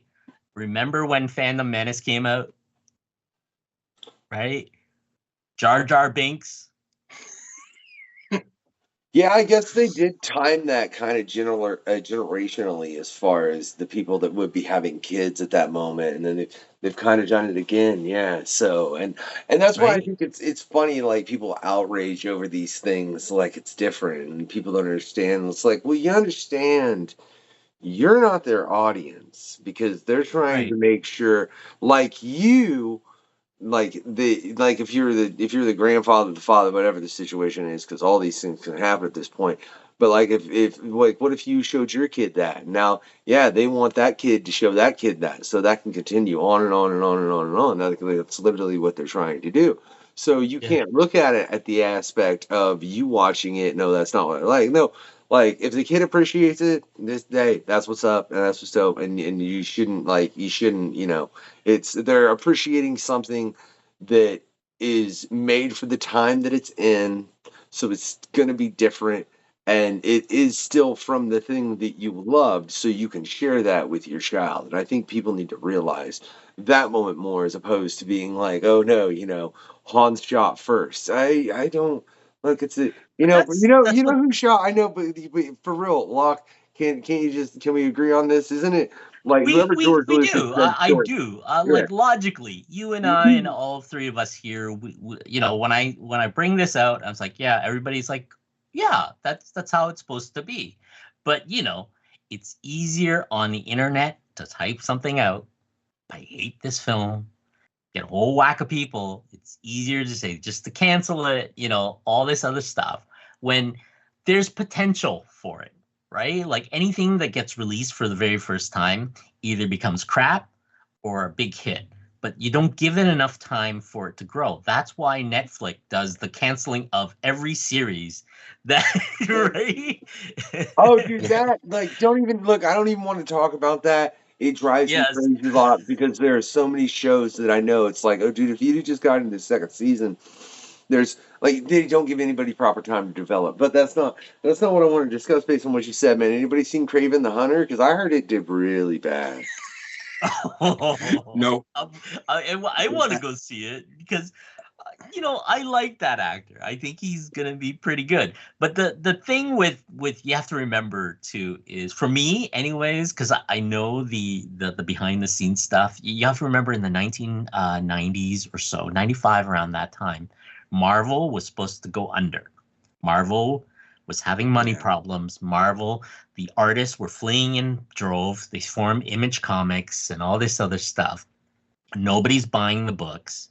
Then they start bringing in like rewrite the story. They kind of survived it. That's where Chris Claremont came in with the mutants arc and all this other stuff. All this, right? Because Well, wasn't that around that time, wasn't that right around the time too where they were doing the X-Men and the Spider-Man animated series that did really well? yeah, around Yeah, that time, like that that was was it. because they sold the IP. They sold it off to Fox and whatever they can. That's why you got the crappy movies of remember the Captain America on the motorbike and Oh wait, World War II and yeah. all I know is I still say that Disney bought Fox just for the X-Men. I really That's right. think I really think that was, and I'll hold to this, right? And I'm sure there were other things that they're like, oh, that'll make it worth it. Like, look, they got these franchises: Terminator, Predator, Alien, or there's some other stuff over here. All right, it'll be good, it'll be good. Yeah. But the main reason they bought it is because they're looking at it like, look, man, look what the Avengers did. Yes. What if we can do the X-Men versus the Avengers and it does double that? Someone go buy Fox right now. I think they're annoyed they don't have enough money to buy Sony. Because I think they'd try if they could just for Spider-Man to have it all back. Yeah. Yeah. And Actually, that's the issue, right? So that's the kind of stuff where things like, because there's still, Marvel did a lot of licensing in the 90s. A lot of licensing. That's why. Can you, Locke, what do you think they didn't sell a license to? That's what I want to know. Because, I mean, come on, dude. Like what property do you think, like, no one would just take? Because you're right. I mean, that's where you get Howard the Duck from, you know what I mean? And, like, the Punisher film with Dolph Lundgren we were talking about earlier, the Captain America Spider, like, I mean, I'm glad they did, because they, like, I obviously love Marvel Comics, man. I've been a Marvel Comics fan my entire life, but yeah, it did result in some terrible things, man. What do you think? Do you think there's something they just couldn't get anybody to buy at that time, and everybody was going like, we do not want that. What is wrong with you? I'm sure there was a lot, like maybe Moon Knight and some of the other stuff that was Green Lantern because it was almost impossible to make. Oh, Technology wasn't even there. Yeah. Right? Yeah, like Right? Surfer. There's Yeah, there's a lot of rumors that that Sony's actually in discussions with Marvel to sell Spider-Man back. Yes. But there's stipulations to it. Oh yeah. And I'm it sure would be Sony knows once that handover is off, they're going to lose that money. The reason why you saw Spider-Man No Way Home and all that stuff was there was a huge licensing deal for Marvel, right? Sony like got away with like a lot of with a lot of free money that they didn't have to deal with. Right? Yeah. Marvel brought in their writers, Marvel brought in the directors, Marvel did all that stuff. Marvel tied it into their universe, right? Not Earth 612 or Earth 315. That's where Venom is right now, kind of thing, right? Yeah. Well, no. Well, technically Venom's dead now. Well, spoilers if no one's seen The Last Stand, I guess. My bad. Right. So I think, and I could see them. I could see them kind of wanting to sell it at this point, though. I don't know. That's a weird. I don't know because they all. See, I think that I don't know. Why not hold it over their heads? Yeah, I'd hold it over their heads. You want it because they have a weird card. I think here's the thing. Sony knows that no one's watching their villain verse. Not Spider-Verse, villain verse, right? Because it's the same thing over and over and over again. Venom did okay because it's Venom. It's Venom. That's why. And they got a good actor for it. But it was the fact that it was Venom, Scott. And then when you take Craven, take Morbius, take all of those characters, What's the other one? The Morpheus? The female one they did. With the had Spider-Woman in it. And Madam Web. Madam Web. Madam Web? All right. It's weird. They're all the exact same thing as what the first Venom was. Right? But it's not Venom.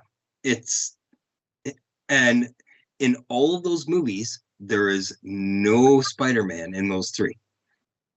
It's missing the most important character. Because they can't use it. Yeah, you can't do anything with these characters because, I mean, I've seen clips from Craven. It looks horrible. Look, man, personally, I've seen the first 5 minutes because they put it out online, and I thought it looked like it could be entertaining. All right, and as far as with the Venom series, what they should have done is not killed Carnage and kept him to come back for the other movies, because if you have Venom and Carnage, and then you have a primary villain for him, but just stroking him, I think was a bad idea. I think that they are pushing. I think that Marvel and Sony have something they're working on together for Null. And I think they've been planning this for quite a while because, of course, Null, when he starts to take over all the other symbiotes, he takes back the dead Carnage and brings it back, right? And at the end of Venom 3, in the cutscene, Null is there. He's still alive. And if you look to when Spider-Man number 4 is, it's right during the time that, Doomsday, Secret Wars. I think they're preparing. I think Spider-Man 4 is essentially going to have Venom and Null. And the Venom and Spider-Man are going to battle against Null together in the MCU. Man, can I say, I would be so nervous doing that if I you don't even know. I don't I can write a story and I can make lyrics and all that, man. But drawing, my hand is too fit. There's a reason Shiro's I was talking to Shiro and I was like, morning, Shiro, and she was like, good morning, tall, dark, and fidgety, and I was like, yeah, that's probably why I don't draw. It's 10,000 hours. That's really what it is. I right? know. Yeah. I'm too It's- fidgety to sit like that for 10,000 hours, man. Are you serious? Like I will go insane. And I'm good, dude. I don't. But it's the same thing with you writing music, right? It's a passion for you. You sit, it's you know all the notes, you know all the I guess the beats, the pace, and all this stuff that you need to do. You know how to manipulate, you know how to move it, you know how to all that stuff. It's the same thing. I'm a little more confident every time. I still make mistakes, but if I don't focus on it, I can still continue on what I needed to do. I have an idea for the image, right? So when we started, I was okay. So Santa Claus, guns, black and white, like Frank Miller-ish kind of thing, right? Well, So wait. it's kind of No, yeah. we said Sin City, Yes. Yeah, right? this is Sin City. Okay, I but see no, it. I'm not saying it's not. But they include all It's the not red. done. It's not done. They include all the red in Sin City. I'm just saying. I'm just throwing that out there, Locke. That's in Sin City in particular. How many other colors does Santa even have on it, man? Like red, white, and I guess a little bit of. That's screwy. Santa Claus would appear in full color in the Sin City universe. We're not done. We are not done. I know, I'm just man. laying the groundwork here. Look, I'm gonna be real honest. We're gonna take a quick pause though, right now, and hear a word from our sponsor, Studio Comics. We need to restart this whole commercial because people could probably hear Pokemon in the background. Please check out this amazing promotion that we have prepared with the questionnaire. I'm the Unknown Factor. This right here is the obscure fragment. Are watching this show Yeah, I'll do editing with the questionnaire. So we've edited this awesome commercial together, y'all. 90% off. We are not giving 90% off. No, I mean 9. How about 20? The only thing that you have to do is enter that code that you have right there. 9. No, 20. 10. How about 20? I'm printing your comics today with Studio Comics Press. Just use this code right here, right here, right here. Look, I put it somewhere. All right, it's probably actually right here, right here, right. It's right under your chin. It says Quest 24. That code you gotta enter in our website, and then you will get a whipping discount of 20% in any of the items or products that we have on the website. 9. 20. 9. 20%. 9. All right. 9. He wants to give you 9% off. I, as well as Alfonso over there on Studio Comics, want to give you 20% off. You can get it right there with this amazing code. Just enter it right here. Yeah, just right there. There. Use that code over at Studio Comics to get 20% off. Thank you very much. This is a special one for all our friends of the questionnaire. Type in Quest 24 when you check out, man. You can figure out the percentage you'll get right then because it'll show in your order. Yeah, right? 9% off. It's 20%. The Questionnaire, the best current comic book podcast existing around.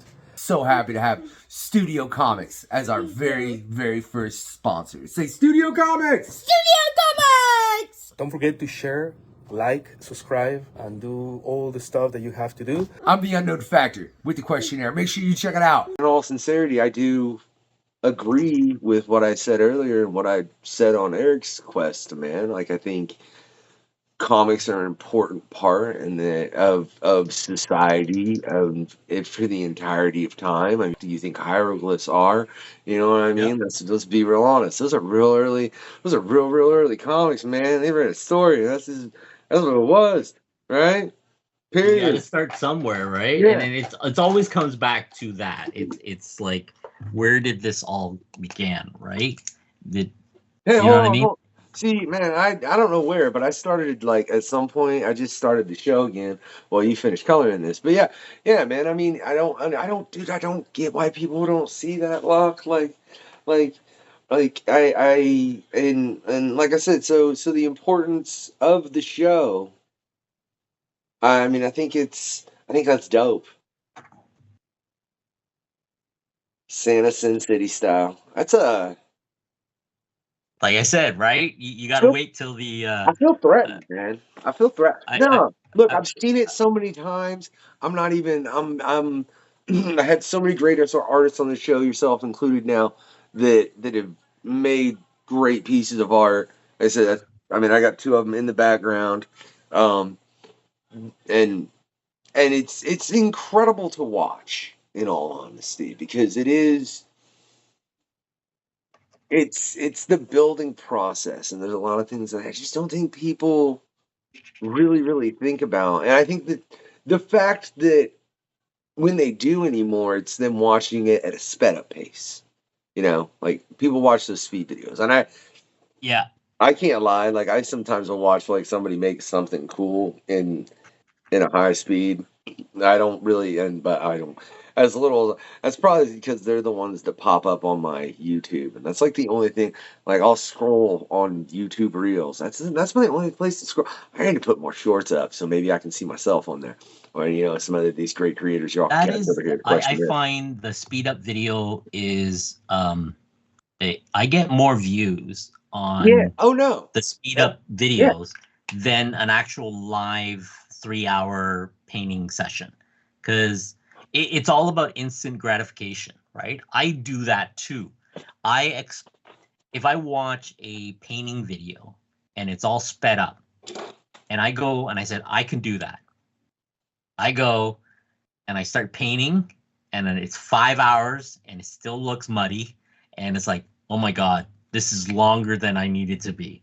I want it to be that 15-minute that I saw that, right? And then it clicks in. It's like, wait a second, paint takes time to dry. You gotta wait for the material. You gotta wait for the stuff. You layer everything on, and that's what that is in these speed up videos. But again, it's instant gratification. That's what we're running into, right? That's the era we're in right now. And it's the thing that really worries me, to be real honest, man. Like, because it's man, there's a couple questions you didn't answer. Locke, that was rude. I can't answer them all because I don't know what it is. Just ask away. Maybe I can come up with something. I feel like somebody informed you of something based on the questions you didn't answer. All right? I do, man. I feel like somebody has informed you of something. Inform me of what? I Don't just don't know worry what the about it. answer. Like, I don't believe it. what was some of the questions? Oh, that you didn't answer? Man, I just found like several. Come on, man. You're killing me. Oh yeah, there's more than several. I know I like maybe half. I was like, I don't know. I don't know what to answer in that position. Right? Like, you can't think of a historical event that you would want to change? I don't know if I want to change any story event. If I change some of the event, will I be here? Will you be here? I mean, that's fair, but you don't have a least favorite number? What's up, man? Or I mean, you don't have a number you just Weird don't trust? number I don't trust? There's not a number you don't trust? I'm Come an on, man. engineer, for crying out loud. Yeah, that's what I'm It's saying. There's not ones one and number where zeros, you're like, right? when you see, oh, so zero. That's the number you don't trust? It's 1 or 0, right? That's how I learned binary language, right? That's how I got in computer science. That's how I don't have, like, I'm a math guy. I don't know if there's any number. Pi? Well, for everybody out there, you can go check out the Patreon and check out everybody's pre-show questionnaire. Most people answer more questions than Locke did. I'm gonna blame the engineer part of him. That's right. Crap, man. And I agree, dude. Teleportation, like I could so use that right now. Oh, I could use that anytime, man. Imagine just to get away from something for a bit. Just that's my power. Not flight, not X-ray vision, right? Teleportation. All right. I love your Super Bowl commercial, man. They can go check the Patreon if they want to know. I just that's pretty funny. So wait, man. What was the not safe for work request? Can I say before we get into that, right? Okay. So when you say when you say not safe for work instantly, it means sexual content, right? That's exactly what Okay. it is. You want to hear a funny story about one of the other co-hosts? Sure. Okay, so we're gonna do this PanCon sometime soon. I promise, folks. There's a lot going on. We got some really good PanCons and a lot of great quests coming up, and then a few dropped. But Vladimir Povov, man, he's over there in Serbia. And I was like, you want to do a not safe for work? And I brought it up, and he was like, I don't think he wanted to talk about that because, like, that's like, and he starts talking about, like unsafe work conditions or like, Right. like not having proper medical leave or like stuff that is not safe for Yeah, work. because he didn't And it's understand. like, Yes. I'm just sitting there like, this is just so, I guess it's just North American that not safe for work means, no, man, it ain't got nothing to do with anything except boobies being out, right? Because Yes, exactly. Right. that is, Yeah. what's it The, though? the the reason for that is I have a public image or an Instagram image. So no Right? Hawaiian shirt guy? No Hawaiian shirt guy. Yes. He offered a lot of money, a lot of good money, but I couldn't I could not risk it. Let's put it that way, right? I, There is a lot of people who are willing to do that, and that is their thing. And that's great. There's nothing wrong with it. I have nothing wrong with that, right? It's just art. It's like asking you to draw a pet or portrait of their family member, right? That's how I classified it, right?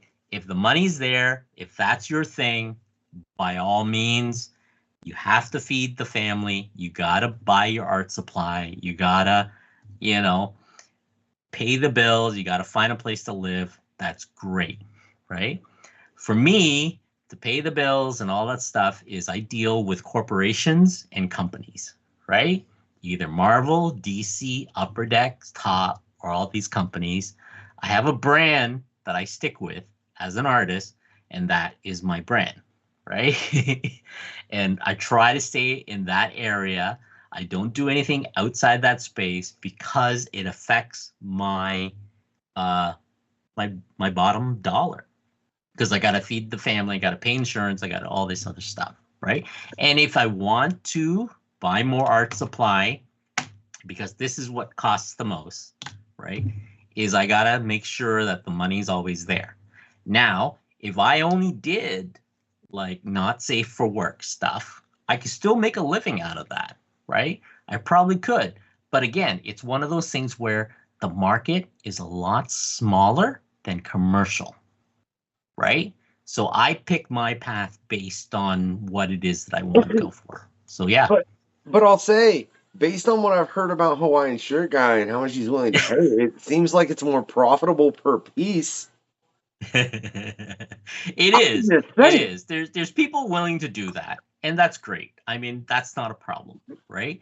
But because I have a long history, I'm 53 years old. I do have a career behind me, and I need to stick with what I've got, right? I got my branding, Mad Monkey Love, right? That's my branding on Facebook, on whatever. As you type that in, that's what you find, right? On Blue Sky, Twitter, whatever the stuff is. Or you can right? just go to the links in the descriptions if you Yeah, all want a really right. easy way to just click it and you ain't got to type nothing in.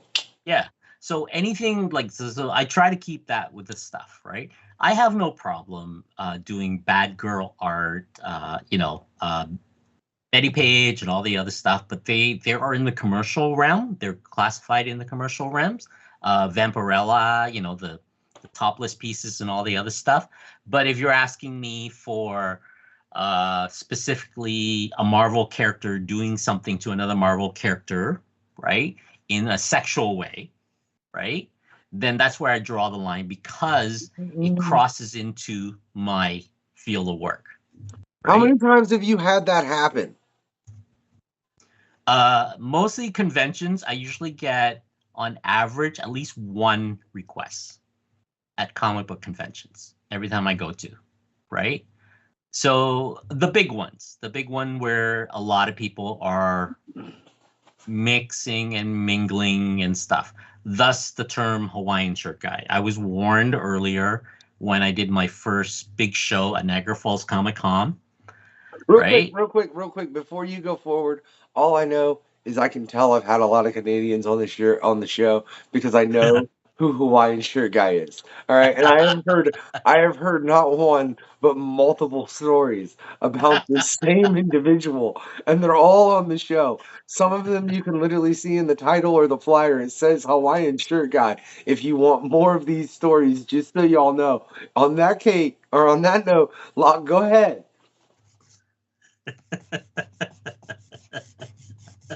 I mean, that's really what it is, right? It's like if you're a young artist, if you're starting out, you pick your path and your direction, right?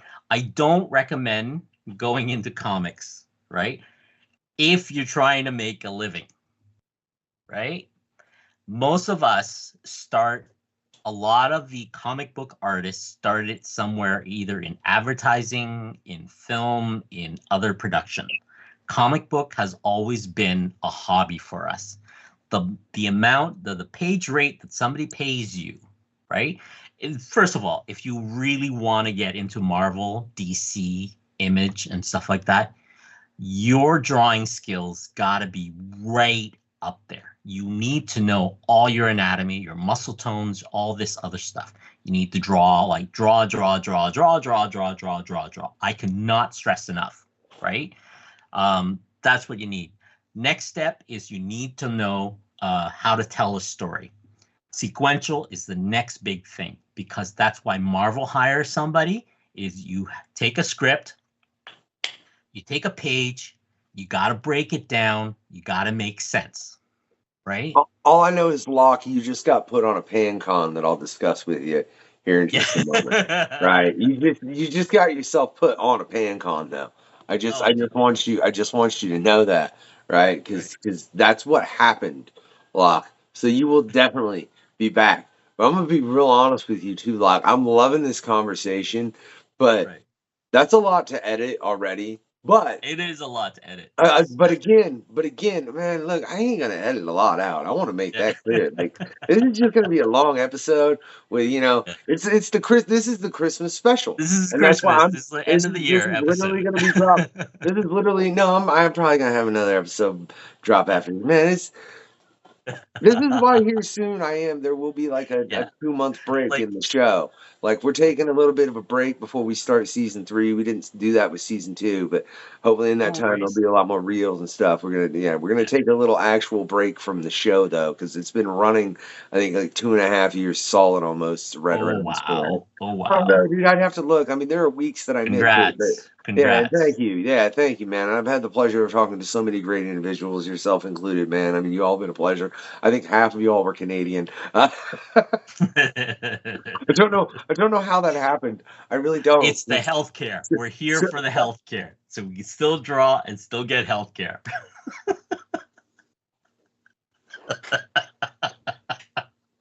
Sorry. It's easier to be an artist in Canada because of the healthcare system.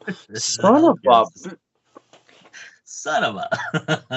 That's the secret. Shh. No, man, I'm definitely cutting that one into a reel. Right. But let's be real, dude. I don't want any more to edit. Right. And that.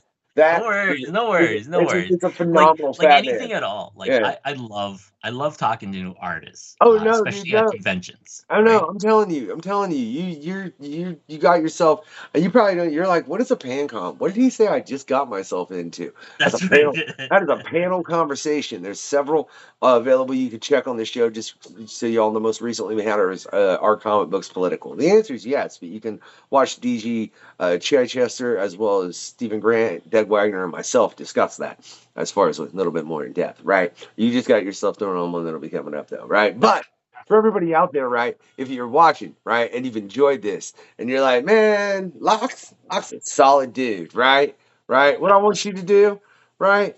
What I want you, man, is and the questions you didn't answer, dude, right? You're like shoot him off because I don't know what it is. Was I supposed to answer? He didn't say I had to answer every one. What I want you to do, what I want you to do for Locke, it's people just usually answer more than like if you want like 2 or 3, you don't answer, fine, but like What the crap, Wog? You like half of them? Like, damn, dude, if I'd have noticed that, I'd have been like, you go fill out the rest of that questionnaire before you come on this show. This show has a format, and that's how we run. What are you doing to me, man? Well, start being a about it.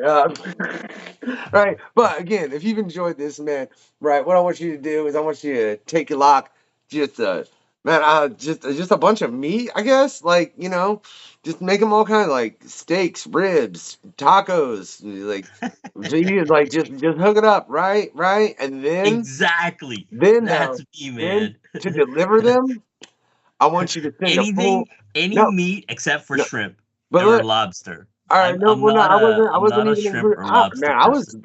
I was going like all red and chicken. That's all I was thinking. I wasn't Well, even that's going fine into by this. me. I I don't would, yeah, care.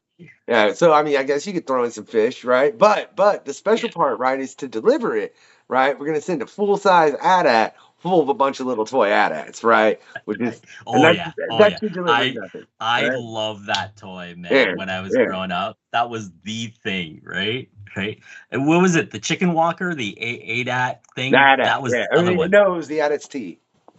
Yeah. Because Oh my God. the AT-AT's the four legs, the AT-AT's T is the two.